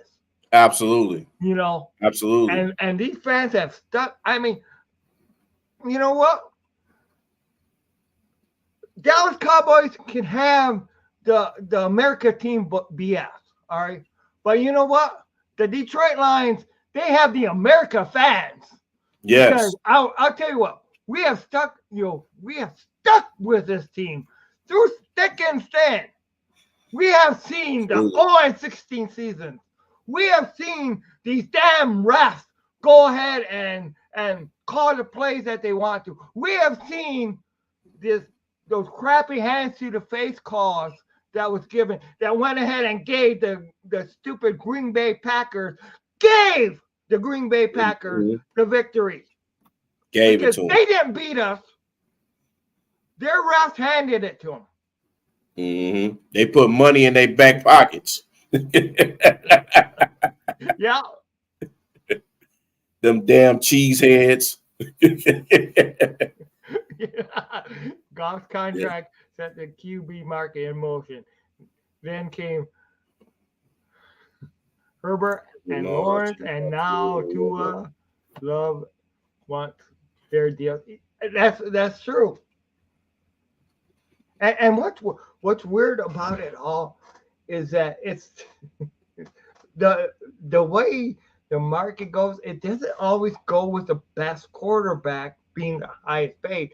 It's like more the last one to sign is the highest paid. As far as the next contract up. And that's what's crazy. Yeah. Because one of these quarterbacks or two, or it's just going to be an ongoing. You might see in the next few years, you might see a quarterback getting $100 million a year. Yeah, yeah, It's going to happen. yeah, yeah. It's going to happen. Mm-hmm. You know, it's the only man, the only person you could really see that could easily get that right now is Patrick Mahomes. Right, right. Patrick Mahomes. Mm-hmm. And he deserves every bit of as much money as he has because he's that good. Yeah. Like, but I'm not convinced with Herbert and Lawrence yet until they show me something. Right. You know what I mean? Because Herbert, something about Justin Herbert, I'm just like, he's a good quarterback, but when you get him in these big games, he crumbles like graham crackers. He crumbles. And it's like even a couple years ago when they played against the Raiders, all they had to do was just let the clock run out. Right. You could have had that game tied, and you would have went to playoffs with the Raiders. But you know, they stupid head coach decided to call a timeout. Why? I have no idea. Exactly. But now they got Harbaugh, so it's going to be interesting to see what Harbaugh does with the Chargers. Yeah. That's going to be interesting.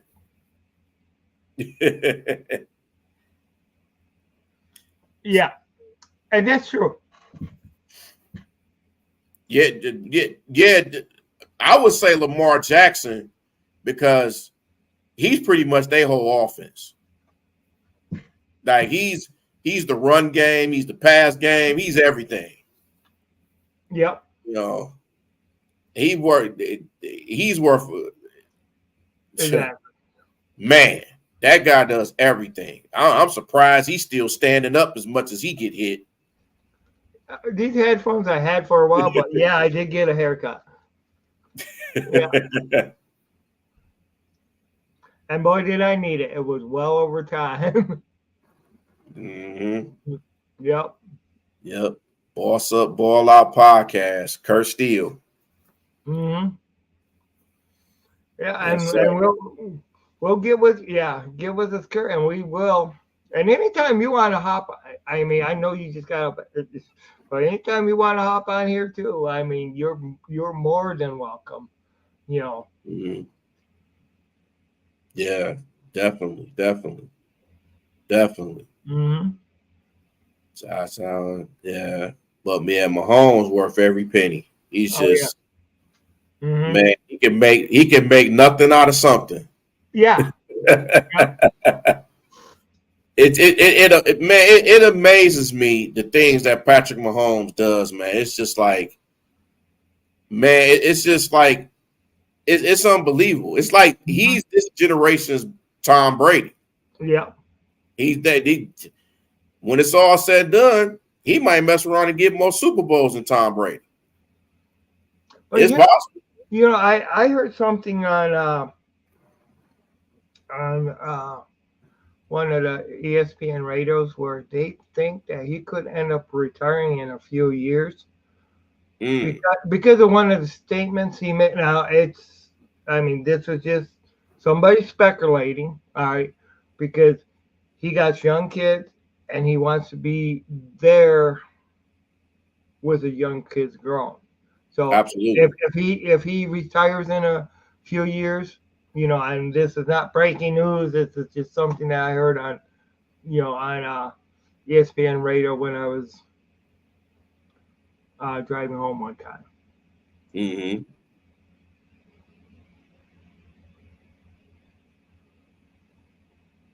Yeah, the money that these players is getting is just crazy. It's crazy.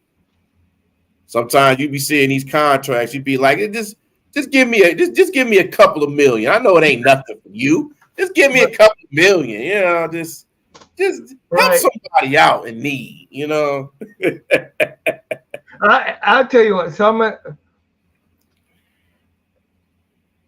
here we are talking about, contracts and and the worth of but don't all add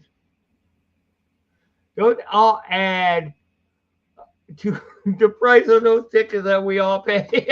Man, crazy, crazy. Yeah.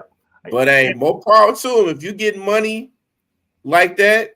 But people don't really realize that you see a person getting 60, 65 million, but they not getting that whole 60 million. That's cut in half.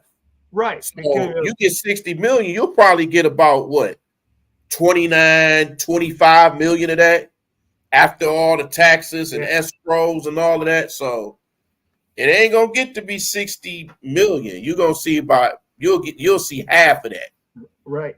Even though it's still good to have 29, 25 million dollars. Ain't nothing wrong with that. Oh yeah. But yeah, the taxes and all the plus you gotta pay, I think, state taxes for whatever state you played in too. Some of them. Yep. So, escrow tax, state tax. You got to pay your. You got to pay your agent. You took the word right out of my mouth. I was gonna say agent. Mm-hmm. That's right. An agent get they cut off the top. Oh yeah, they do. They do. Yeah. And a lot of these guys, a lot of these agents, of course they're gonna try to the more money they get you, the more money they take. Yeah. And they're going to try to play their clients because they know their clients is not going to read all the paperwork. Right. So they just going to sign anything. They don't even know what they sign. It's just like, well, I'm getting this much money, so I'm just going to sign this off. I'm going to sign this off. So yeah. Then they look back at the contract. They'd be like, wait a minute. How is this taking off my check? And then it's said good, plain as day on the contract. Right. But yeah, I mean, you can see if Jared Goff getting about 53, 55 million, half of that is gone. Oh yeah, exactly. Half of that is gone. Yep. Because you got state, local, federal. And it's just, and I'm sure they probably charge him a darn entertainment tax too. Oh yeah. Yeah, he was smart. Yep. He was very smart. Now, Caleb Williams, I heard he had like a firm that's he didn't have just one agent. He has like a firm that does this. So that. Yeah, guys like Jalen Hurts and all that got people helping him out. And he don't even have. If I'm not mistaken, I don't even think Jalen Hurts I don't even think he lives in a mansion. I think he stays in like a regular house. And he's saving his money. And I applaud the man.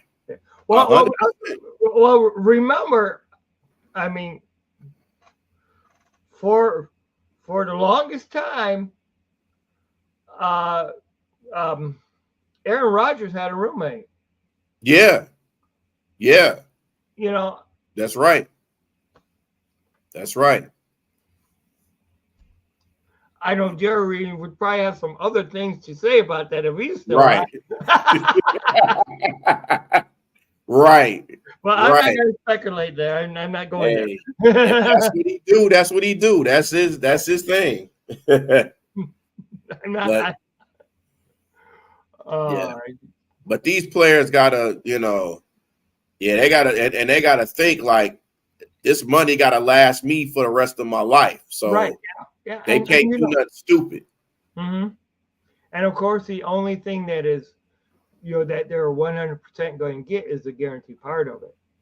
So, they could go ahead and after a couple of years get hurt.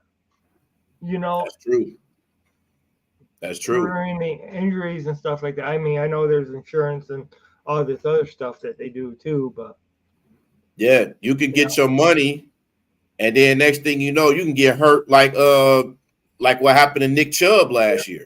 That injury was scary. That was a scary injury. So hopefully he could come back better than ever. But having an injury like that where your leg is bent like that, Mhm. that I wouldn't wish that on nobody. Right. Could you imagine actually being the I agree with players, being the players of like the past that didn't get these big deals before free agency and all this other stuff? Looking at what players are getting now. Crazy, Yeah. crazy, crazy. I know players back then is looking at these players now like, you lucky son of Exactly. you lucky Exactly. son. But yeah, it's just like what Kurt just said. You got to live off your endorsements. Oh yeah, you do. You can't just live off your contract because that's Mhm. gonna go just like that. Right. You I got to mean, have endorsements like crazy.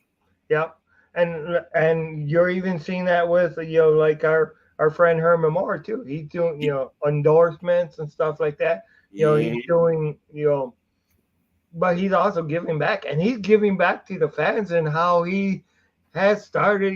When he started Lions Nation Unite and all this other stuff.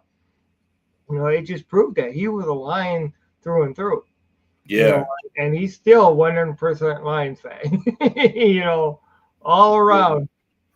And one thing about players that play for the Lions, they stick through the organization. I Yeah. mean, when you got guys, like Herman Moore, Barry Sanders, Calvin Johnson, Mm-hmm. who's sticking with the Lions and all about the Lions, and Yeah. it's good to see that. It's definitely good to see that they care about this organization and they talk about it. They still come to events and everything. So Yeah. you can see Herman Moore out in the crowd during the games, Oh yeah. just walking around. Like, how Mhm. many players you gonna see do that? Right. Some of them don't even want to even be around fans. Right.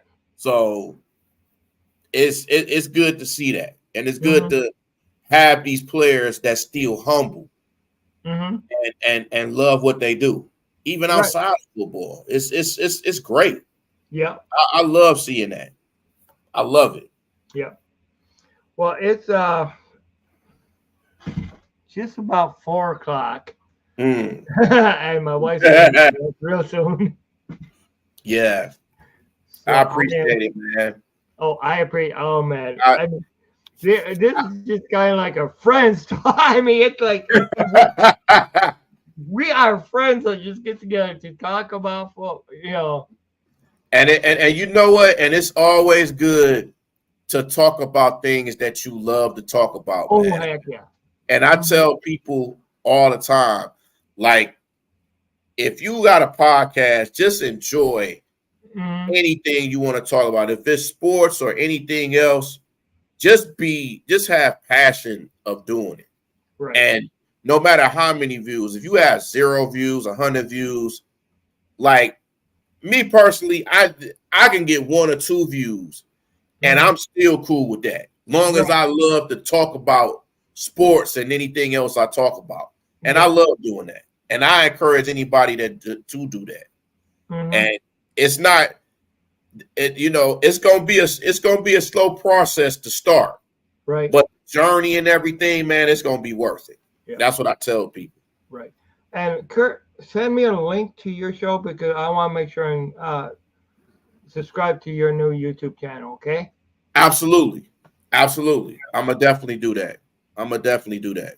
For sure. Because man, I gotta get back into doing things and stuff too, man. I gotta get myself out there. So it's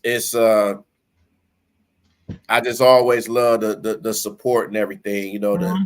the new breed 313 sports, and even and the D313 XP, man. We gon' with myself and DC1 and Nomas J, man, we got a lot of stuff in store for people. So Mm-hmm. y'all definitely stay tuned. Oh, Y'all definitely. stay tuned Definitely. for that. And I got a couple other things too, man. First, I want to give a shout out to Karen Pankey. Is a boxer. He's actually fighting this Saturday, in because he's part of the Clarissa Shields fight. Okay. So he's fighting. He had a training session. He had a training session yesterday. So I was over there, man, and it was great atmosphere.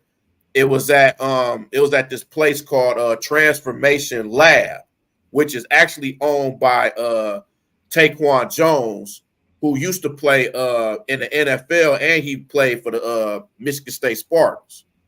So he's actually an owner, and he does physical training there. So it was pretty cool with that. So I give a shout because this is actually one of Cameron's shirts here. Okay. We got it. Those that want to check it out, this is it here. Because I got two of them. So this is it. Boxing gloves, and then it's on the back as well. So this is like because when we were talking about endorsements, these is all the endorsements that he's actually involved in. So Karen Panky. So definitely shout out to him, and let me buy a couple of shirts, man. These shirts was actually $10 each. So I was like, yeah, let me go ahead and get two of them. But definitely show the support for him fighting during the Clarissa Shields card this Saturday at LCA. All right, cool. Yep. I did.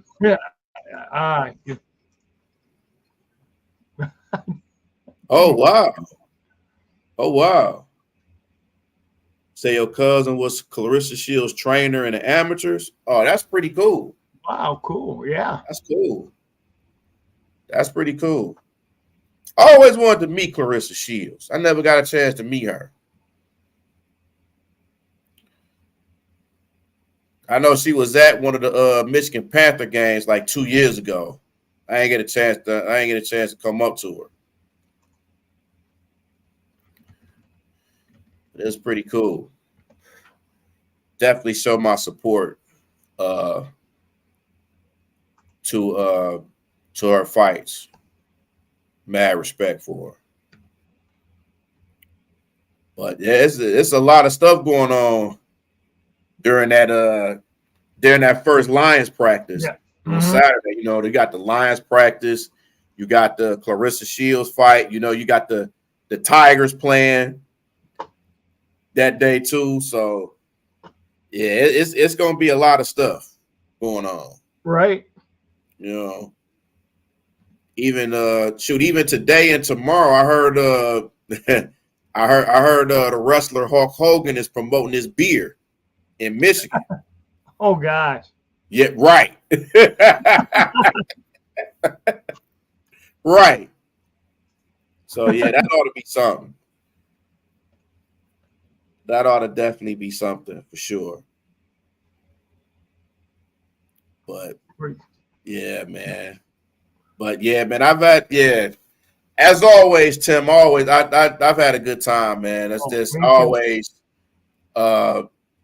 say thank you for having me on, man. I can't thank you enough.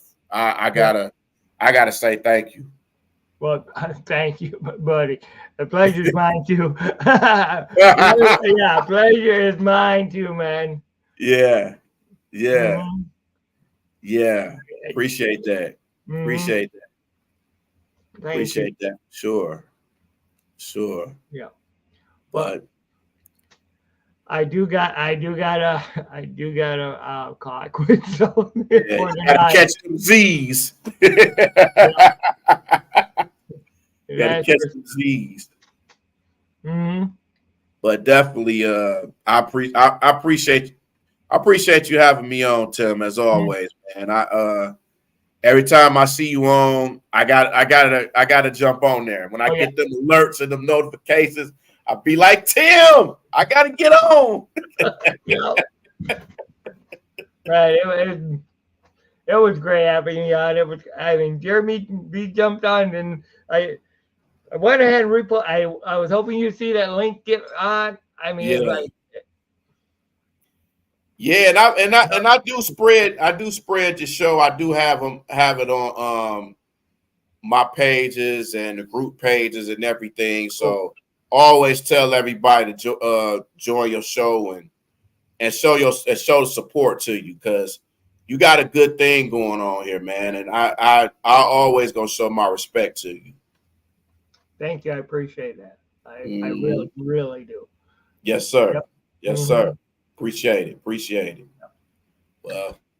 Well, yeah, because I'm about to head off myself because I got to get my Z's, my sleeps. But again, man, I appreciate it, man.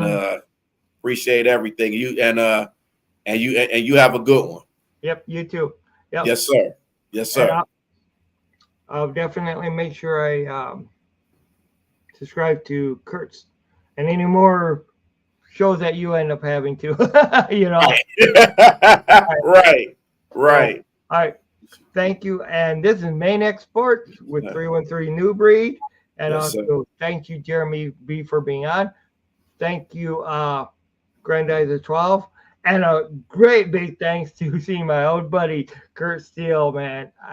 That's great. I mean, shoot. And all these guys follow their podcast. They all know what they're talking about. That's for sure. And we're all a big family here. That's what we are. I mean, it's a Lions family. It's a podcasting family. And I don't know if you're still with us, Kurt Steele, but Jeremy B is going to be at the Super Bowl. He has a press pass to the Super Bowl. I think I might have said that already when you were here. Mm-hmm. Oh, man. And Jeremy, if you got an extra pass, can I get one, please? I mean, yeah, bring your family with you.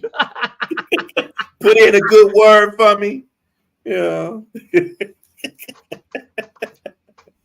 Oh boy. If you can, just put in a good word for me. I would love to go to the Super Bowl. Yeah, can you just see us all just going there? And oh man, that would be great.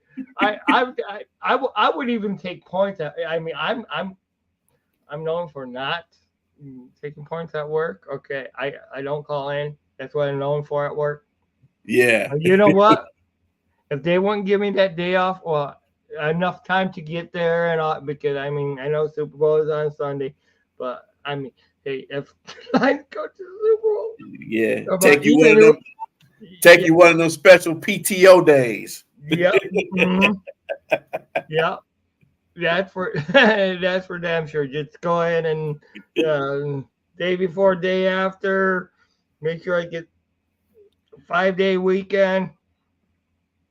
Yeah, definitely. Sounds pretty good too. Yeah. All right. But yeah, we could. I said goodbye how long ago? Oh man, I do gotta go. All right. Oh boy.